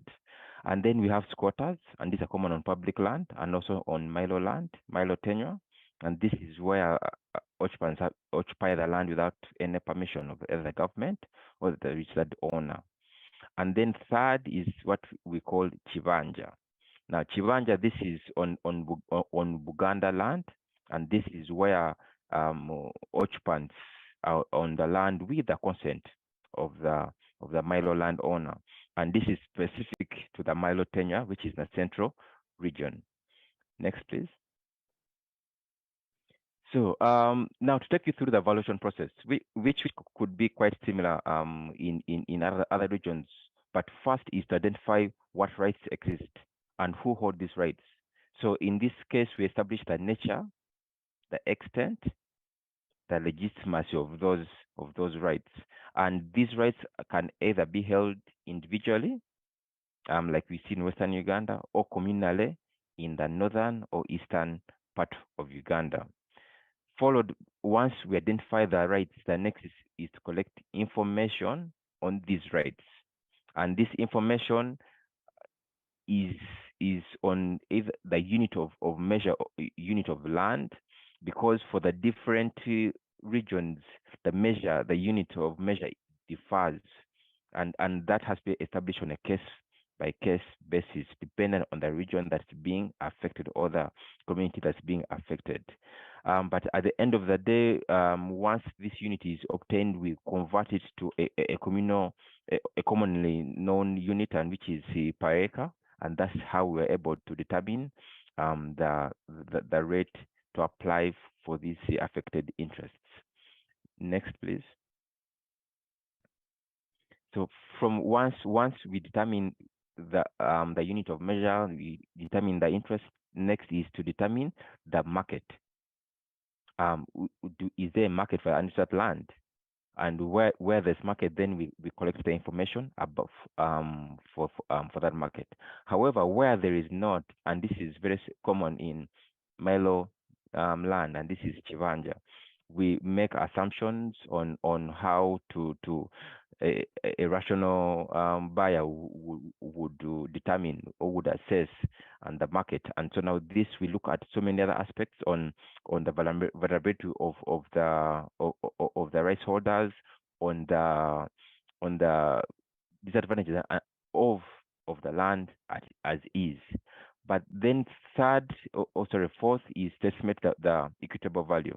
So now here in Uganda, our current legal framework states market value, but market value has its challenges. The fact that it is not, this is assumed without compulsion, assumes without a willing buyer and a willing seller, which is not the case in compulsory acquisition. And we are now using IVS, and which recommends equitable value, and equitable value. We have identified parties. We are trying to establish the price for the transfer of that asset between the government and the affected persons. And then finally is to identify any non-market values. And now this can either be social, can be cultural, can be religious, or environmental. And now this is a new norm that we are trying to attach to all the assessments that we are currently doing. Because once we leave out the non-market value, then it is not able to assess an adequate and fair value. Next, please. Then from the process of evaluation, it's not a process of compensation. One and the key among which is to start with consultation and sensitization of the affected community. So this, we engage straight from the national government to the local government to the affected communities. So telling them about the project, what is the objective, what is the benefit, what is the duration, who's affected, and who do we intend to engage. After that, then we demarcate the corridor that's going to be affected. Through demarcation, we're able to identify the rights holders. After identification, next is to carry out due diligence and verify who the actual rights holders are. And once this is the rights holders have been identified, next is to assess the land. And this again, we use the IVS standards. Finally is to award the compensation value. Next, please. So, but the gist of this process is the consultative process. It is the stakeholder engagement. because once we have identified the corridor, we need to identify the rights holders, and then we need also to verify those. An objective of this is to enable the rights holders participate in this process. And once they participate, they understand the projects, they understand the benefits of the project. And once they understand the benefit of the project, now we have buy-in into the project. We build that trust with the project. And once that trust is obtained, it's very easy to disseminate this information and all other project activities to these affected communities. And once that is done, we are able to verify these affected individuals, and here is the rights holders. This process involves several activities, one among which is to identify the stakeholders, analyze the stakeholders, establish who are the key, who are the important to target first, and how to approach them, disclose this information, and to always to report back to these stakeholders. It's not only a one-time come in and go out, but to always keep on sharing the progress. But key among which is to manage grievances, because once grievances are not managed very well, it will drag on the project, it will delay implementation, and which will even have the costs go up. Next, please. So that is an illustration of the process. So we have what the stakeholder engagements, which is pre-valuation, we have during the valuation process, and then we have the post-valuation process. You notice that majority of the activities are during the valuation process.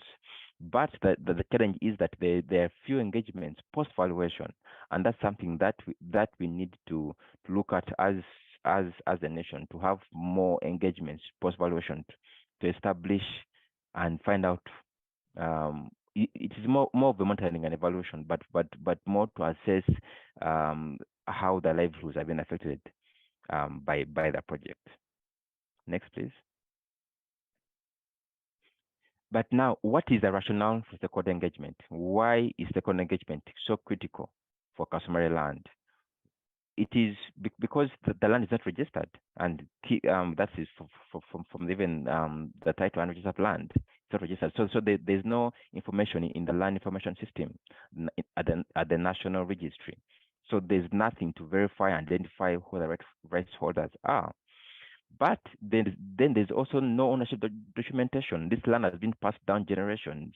It has been inherited, has been gifted, has been probably transacted, but without any documentation. So there is no documentation to start with. So and that's why we need the stakeholder engagement. And then also from that is to verify the rights holders. But then the other thing is that there usually land disputes pre-project, also some which come out because the project is there, and especially where there's a competition element, where there's a money element, usually disputes arise.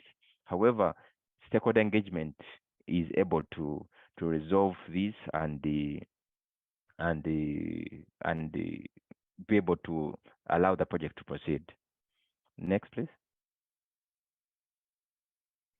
So those are the key stakeholders. Again, as I said, for the national government, this is where we have the Ministry of Lands, Housing and Urban Development. This is the line ministry for the land acquisition. Then we have the chief government valuer. So now this is the government official who approves all land acquisition values of valuation reports in the country. So and the chief government valuer sits at the ministry offices, and he or she is really a key stakeholder in this process. And then we have the Land Commission. This holds all government land.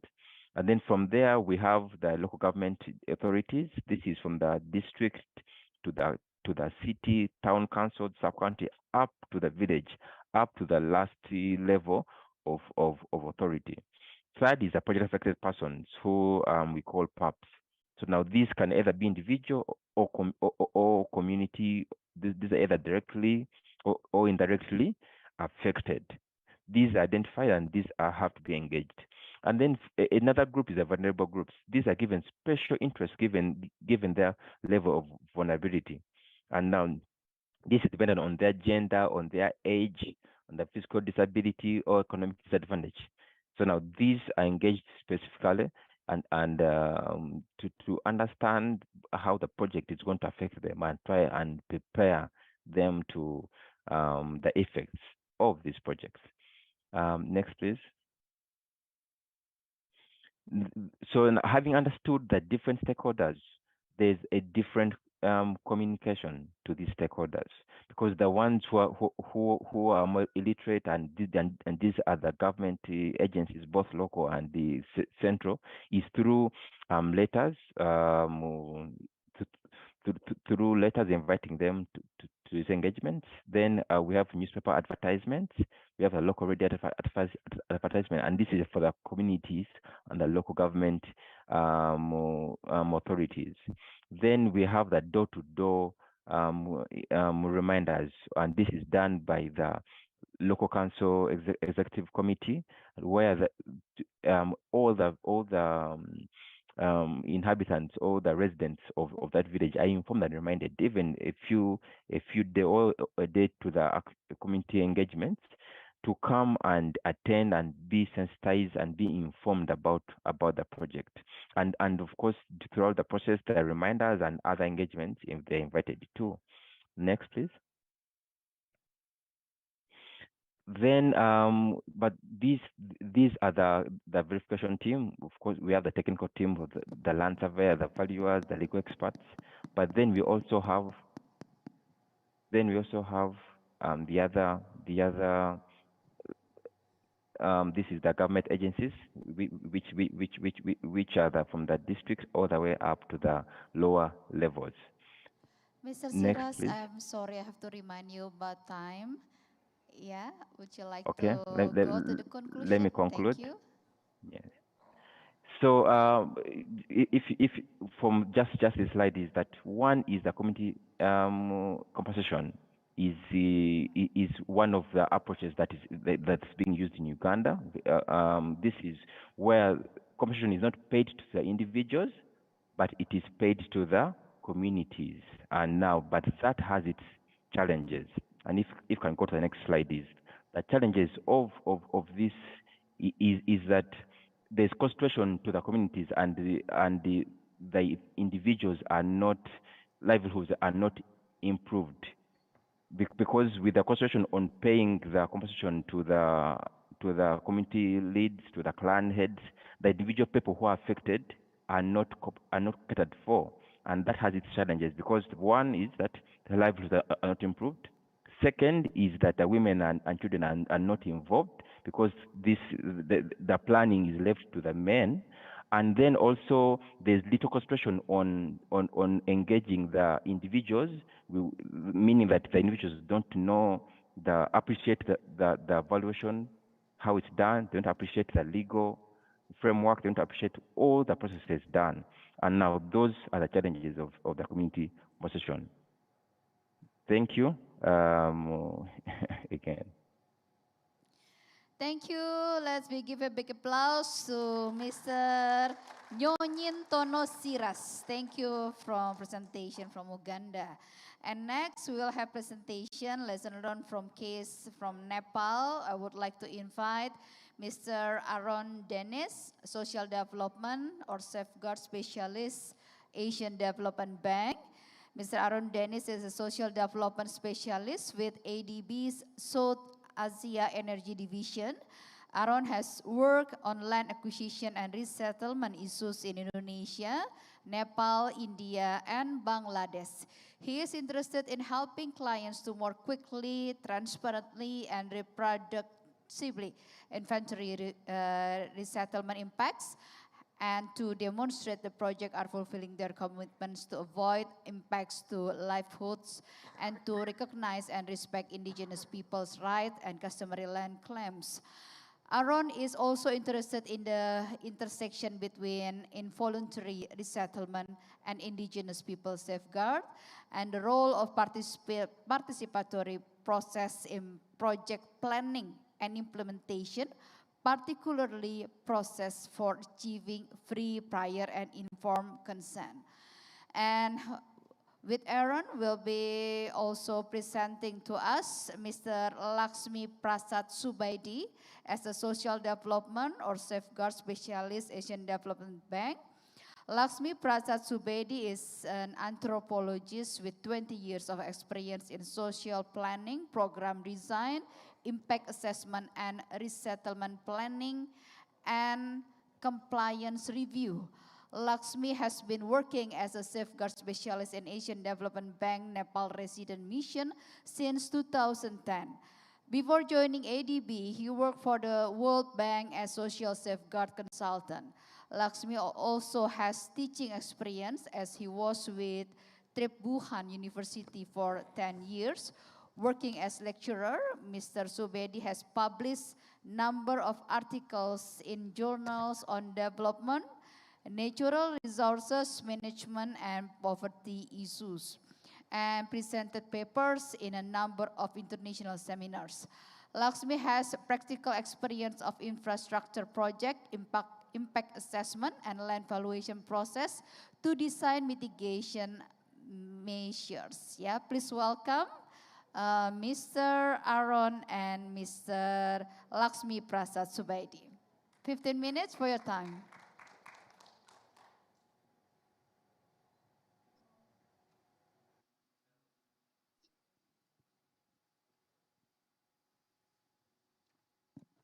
Yes, you may begin your presentation. Okay, thank you. So let me share my power presentation.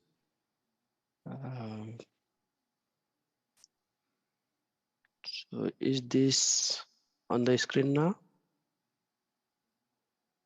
Looks good. Yeah. Okay, thank you. Good morning, ladies and gentlemen. This is a joint presentation with my colleague Aaron and me. We are presenting valuation and compensation of unregistered land or customary lands and cases from Nepal. So here, like the previous presenters and the learnings from the presentation from the Indonesia and the Uganda, let us also set some contextual challenges that we are facing in recognizing as well as compensating the customary lands or the unregistered land, unregistered lands. And there are the land tenure system and registration system like in other countries. In Nepal also there is a land tenure system, so it's relatively new, or it is also try to regulate by legal or the institutional reforms, and still it is evolving on the recognition pattern. So there are varied legal practices for registration of the land ownership.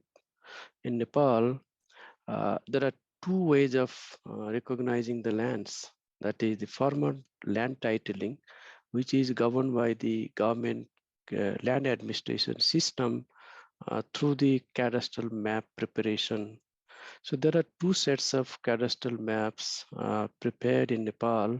One is based on the current system, that is trigonometric system, which captures all the lands in a cadastral map and keep the ownership status based on the customary, government, or the individual ownership. Another is on the free sheet, which captures the records of only land used by the community or individuals or agency, and most of the area which is not being used or cultivated by this community are not recognized or recorded in the legal system or government system, which might have been complemented or supplemented by the informal land claims, which the community recognized, which could be registered, or in some cases it could be unregistered. So if we see the types of untitled lands claim, there we can largely divide them into two categories. Some lands, those they are non-title, unregistered or customary claim, could be divided into the legal having some legalizable rights or the unrecognizable rights. So it also form into the public land claimed by some individual owners, which could be a legalizable, individual or institutional use and claim missed out from formal process, which also could be a legalizable right and recognized from the government or the formal government system. Then the tenant's land, which would be a private or the government with the registered tenants, that could be a good basis for the compensation or the legal rights. And it sometimes it could be title, sometimes it could not be a title. And another is lands being squatted or encroached beyond the or outside the individual land ownership. So this type of practices are in Nepal. So let us discuss on the how the non-titled lands are being compensated in the development projects. So based on the current practices, there is no specific method for valuation on the non-titled lands being used in Nepal. There is a very clear difference between the title land and the non-title lands in Nepal. The compensation has been given with the relative value to the line title lands. So if title lands and the compensation vary from 10 to 95% of the title land. So for to evaluate that, there is some indicators has been developed by the government on an ad hoc basis, not on a systemic basis, to use for the percentage determination. In some cases, there is a land-based income or productivity used for calculation of the non-title land compensation. So let us given the how these indicators are being used. So to evaluate the title land, generally the government or there is no formal valuation system in Nepal, like in the Indonesia or the Uganda, just we have say got the reference from there.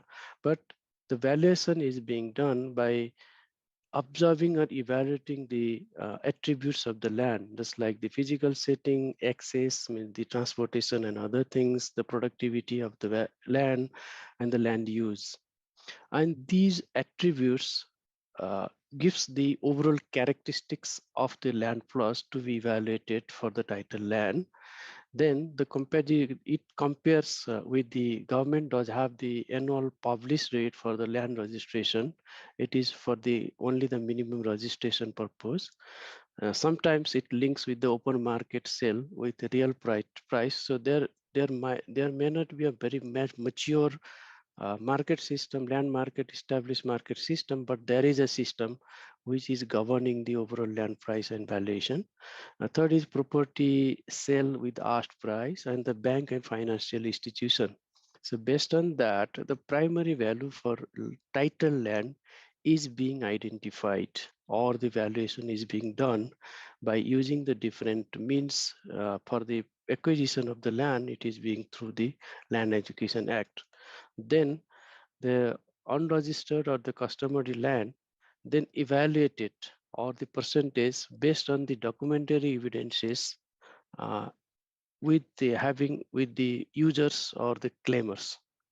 Based on that, so based on the document evaluation of the documentary evidences, the committee or the recommender apply some depreciating percent factor. So that's why the title, there is a very clear difference between the title and non-title or the unregistered land value. So based on the applying this depreciating factor, the final value of the land comes out. So let us present here on some case studies how the land being valuated. So you can see, so this is your slides are a little bit behind. Can we make sure to advance them? Okay, so it is now coming? Yes, there we go. Thank you. Yeah. So here the energy project. So it's an energy project.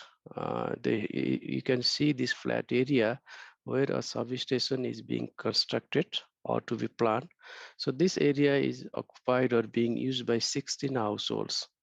So they were registered tenant. then they have to right to receive, as per the law, if they are the registered tenant, they do have the right to receive the 50% of land value.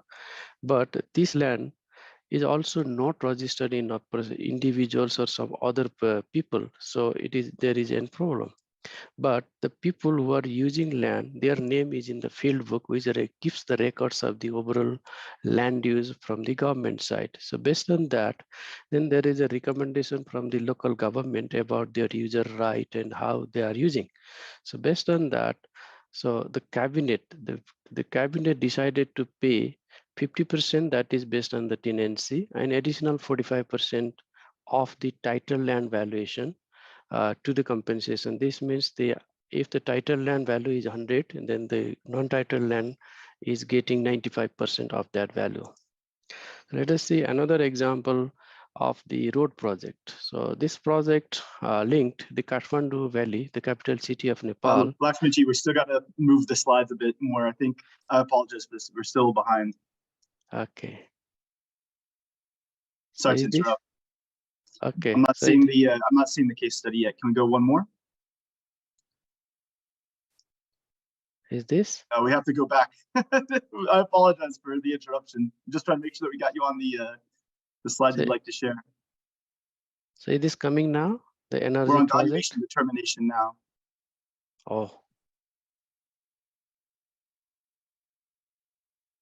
I think we might have an old version of this PowerPoint up. Let me see if I can take over. You keep going, and I'll see if I can take the control. Okay. So how to do that one? Do you take this control? Try now. Is this appear? I think the host has disabled our participant screen sharing. So this is the right one. Just keep on it. Okay, right, road project, yeah?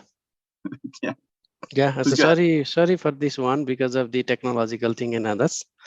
So this is the Kathmandu Tarai fast track project.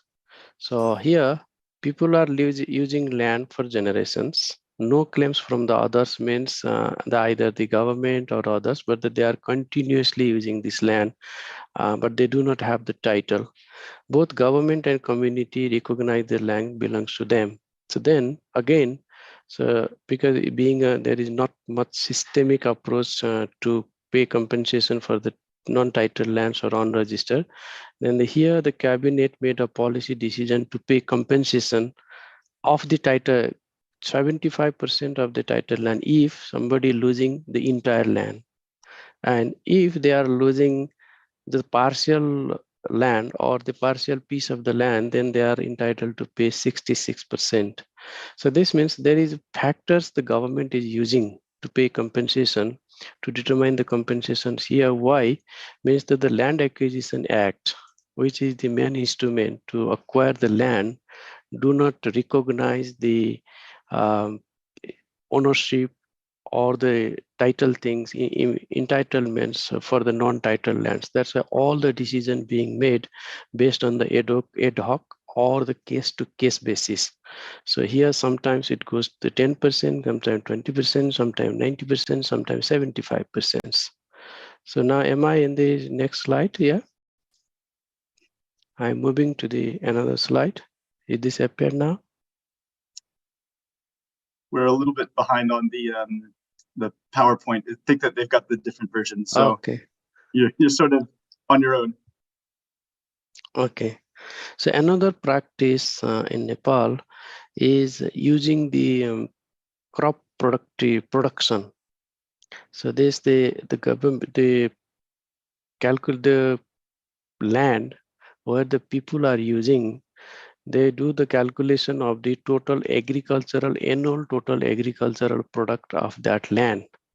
So just like if there's a here, I am presenting here seed that is being used to calculate, just like the paddy, maize, and potato, 3 crops in that land. Then there is a system within the agriculture knowledge center or government office. They do have the productivity, annual productivity, then multiply the productivity by market rate of that product. So then it comes to a total land value. So this practice is being done, and it also the annual products is being multiplied by number of years to make it the sometimes replacement or to make it the comparable price of the title land. So this is another practice being used in Nepal. So here, so they do use some indicators or the documented evidences to determine the percent thresholds. For that, we also doesn't know in detail how these percent thresholds are being determined, and we are planning to have some study on this to do this one. But here, if we see the practices of the valuation, these comparison of the title land, somewhere they are using the comparative analysis method, somewhere they are using the income method, and somewhere they are using the income capitalization methods, but without referring the international valuation standards. So one part is that, and another is because of the problem in the identification of the total land and the cadastral system, also the valuation of the system, because the characteristics and the attribute of the land is the major indicator to identify the price. So that's why we try to have some solution using the information technology. So based on that, we have devised a system in ADB, current or future ADB projects in Nepal, utilizing a software platform which aim to standardize information collection about the land claims. So that we are planning to do. So this system is loss assessment, compensation, acquisition, compensation, and management information system. By name, short names, it's a Lakshmi. Lakshmi is the name of the goddess which deal with the property. So this system captures all the cadastral records, including the cadastral data and individuals and the community ownership, and that also has the provisions of the detailed assessment and the attribute assessment of this, and we divide it into the scoring system of that plot and make it with the comparable rate of the title land and transport it for the valuation of the non-title based on the percentage or whatever. But this system is now working on it. And another is we are also using the geospatial data supporting valuation. For that, I would like to hand over to Aaron. Please, Aaron, go ahead.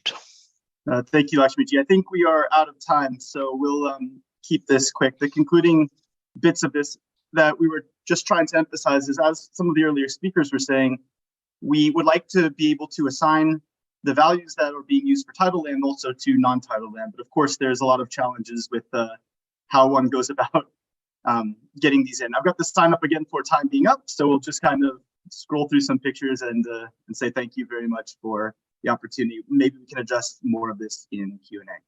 Thank you.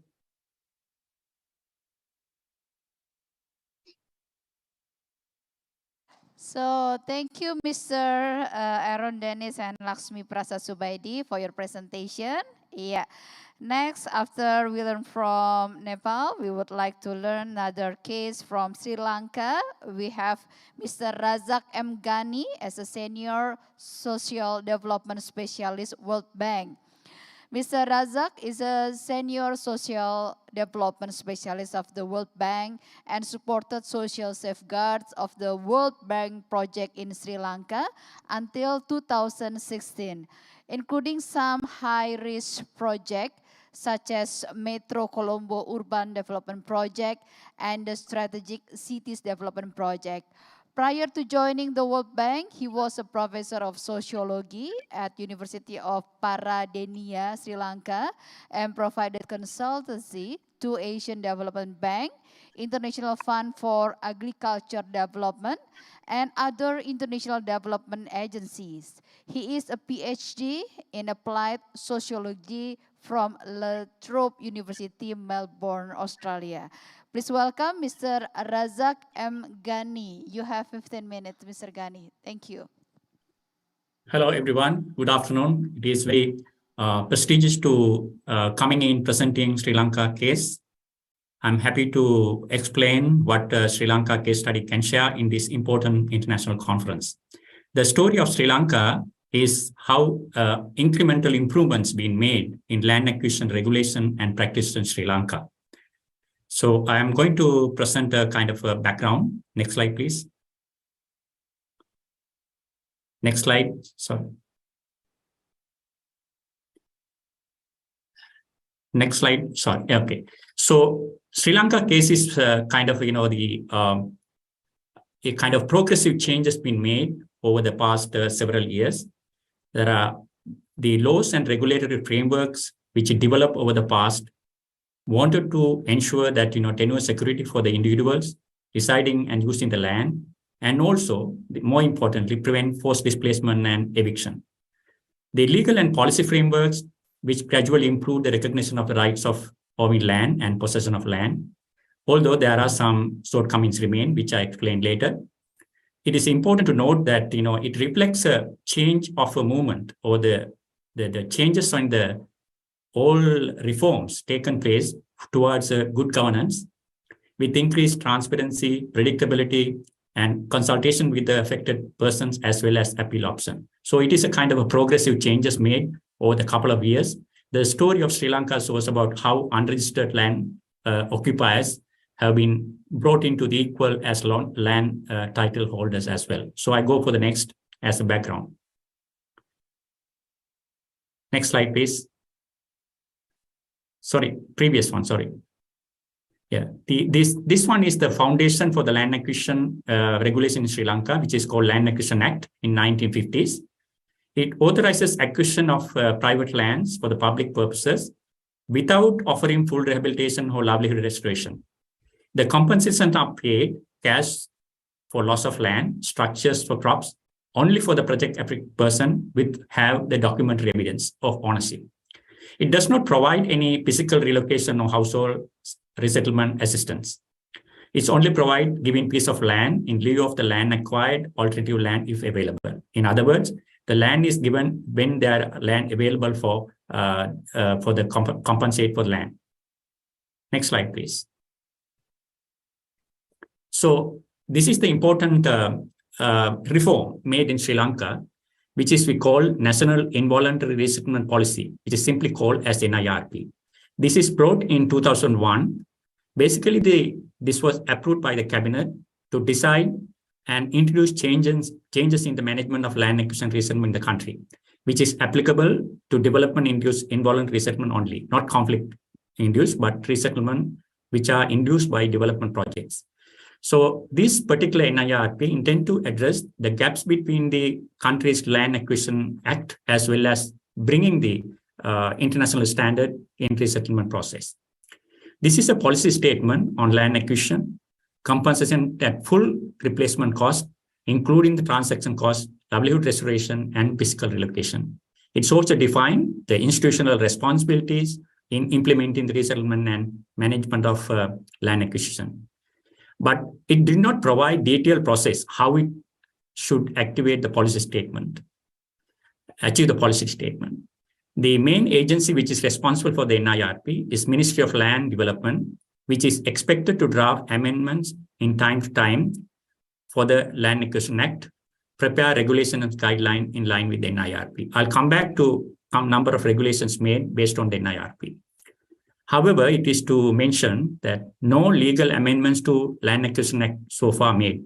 Its 1950 Land Acquisition Act still remains as the foundation, but it informed the gradual development of a series of implementation regulation of the Land Acquisition Act.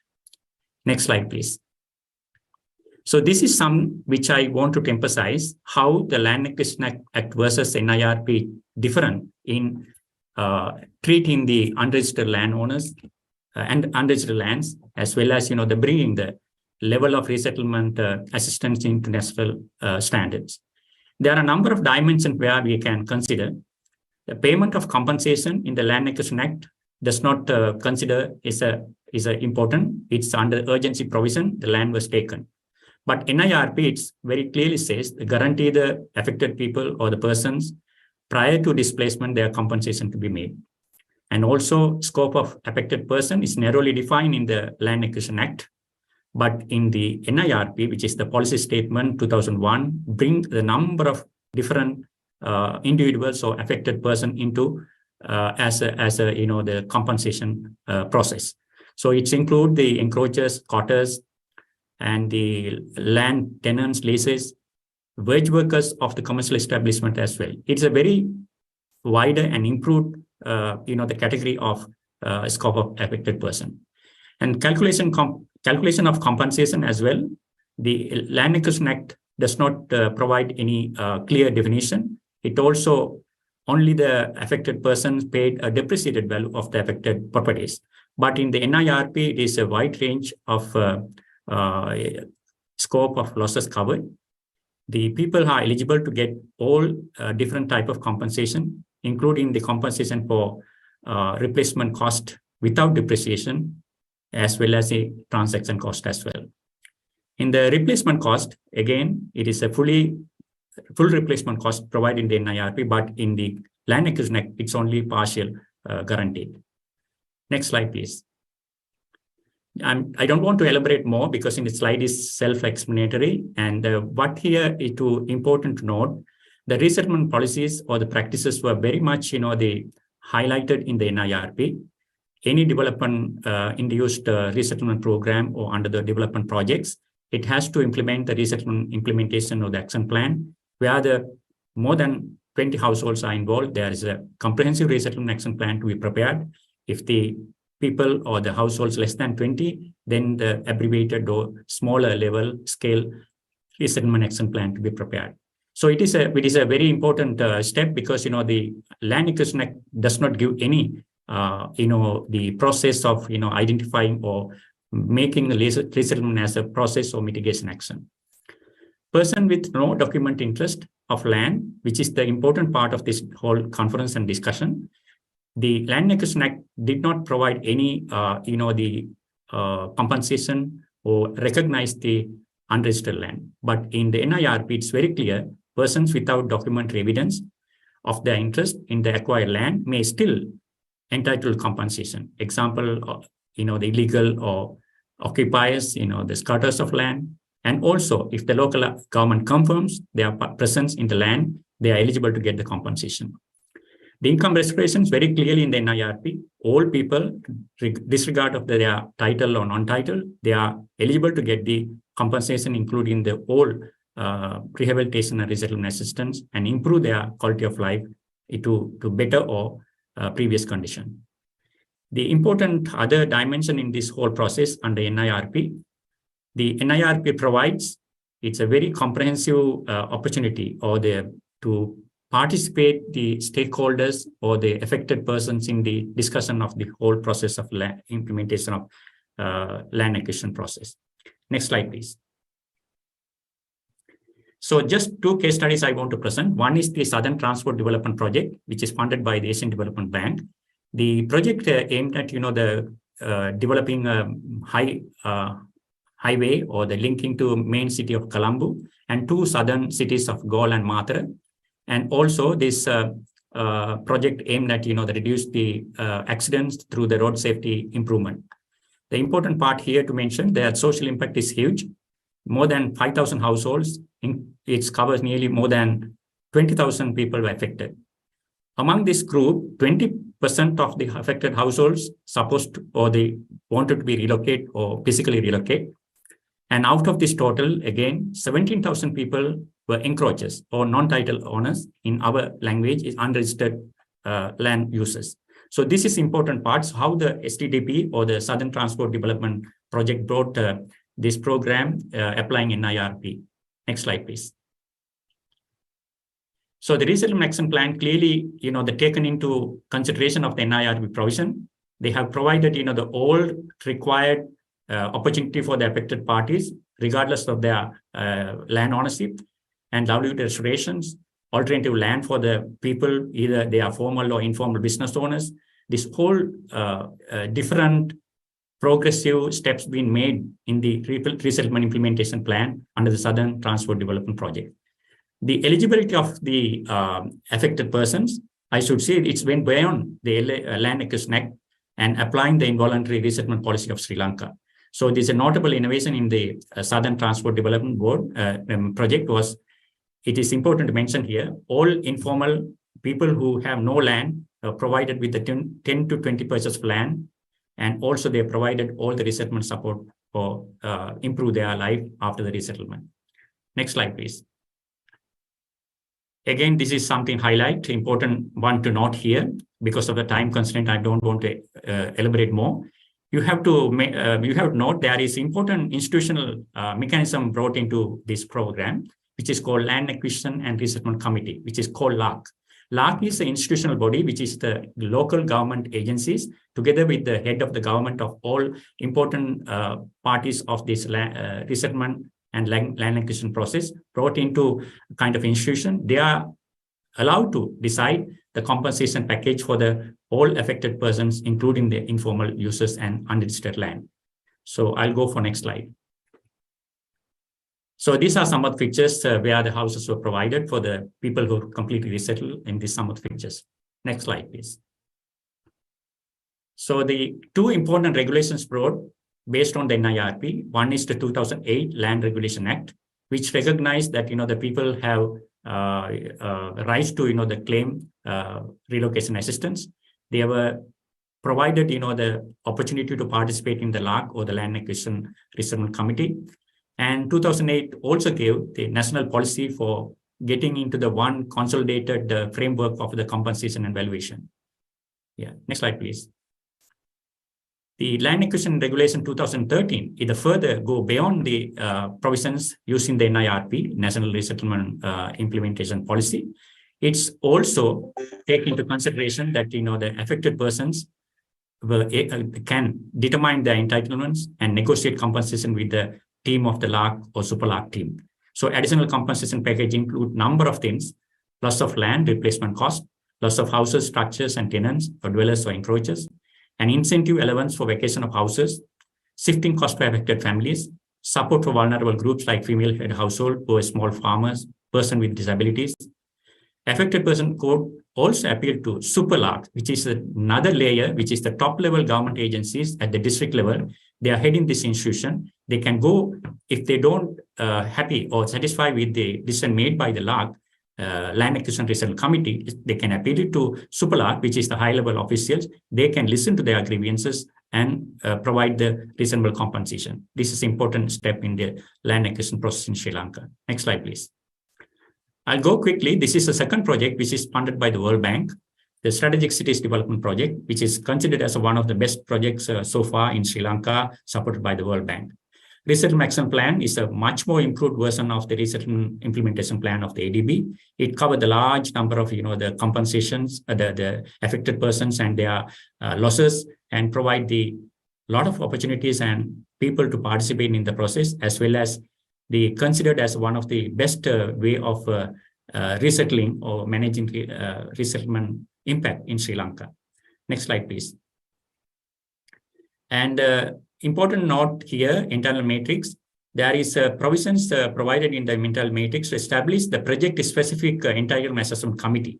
This committee is chaired by the valuation department and the treasury, as well as, the Minister of Finance. All the important people come together, and the specific issues encountered by the project being resolved, particularly regarding the compensation valuation process as well as rehabilitation assistance. Next slide, please.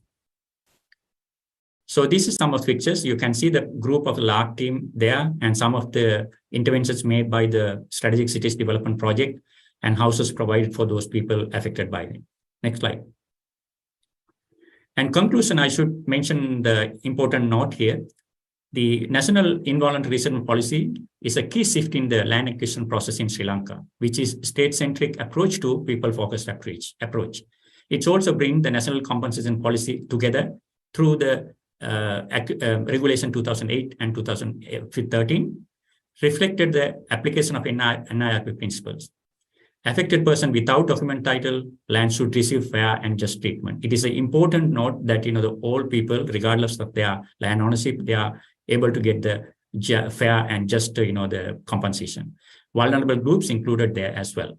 And there are some gaps remaining here. I'm not saying that, this is a full and, the meeting the international standard fully, but it is denoted that, this legal provisions provided by the NIRP only applied a number of projects, which is 18 in number.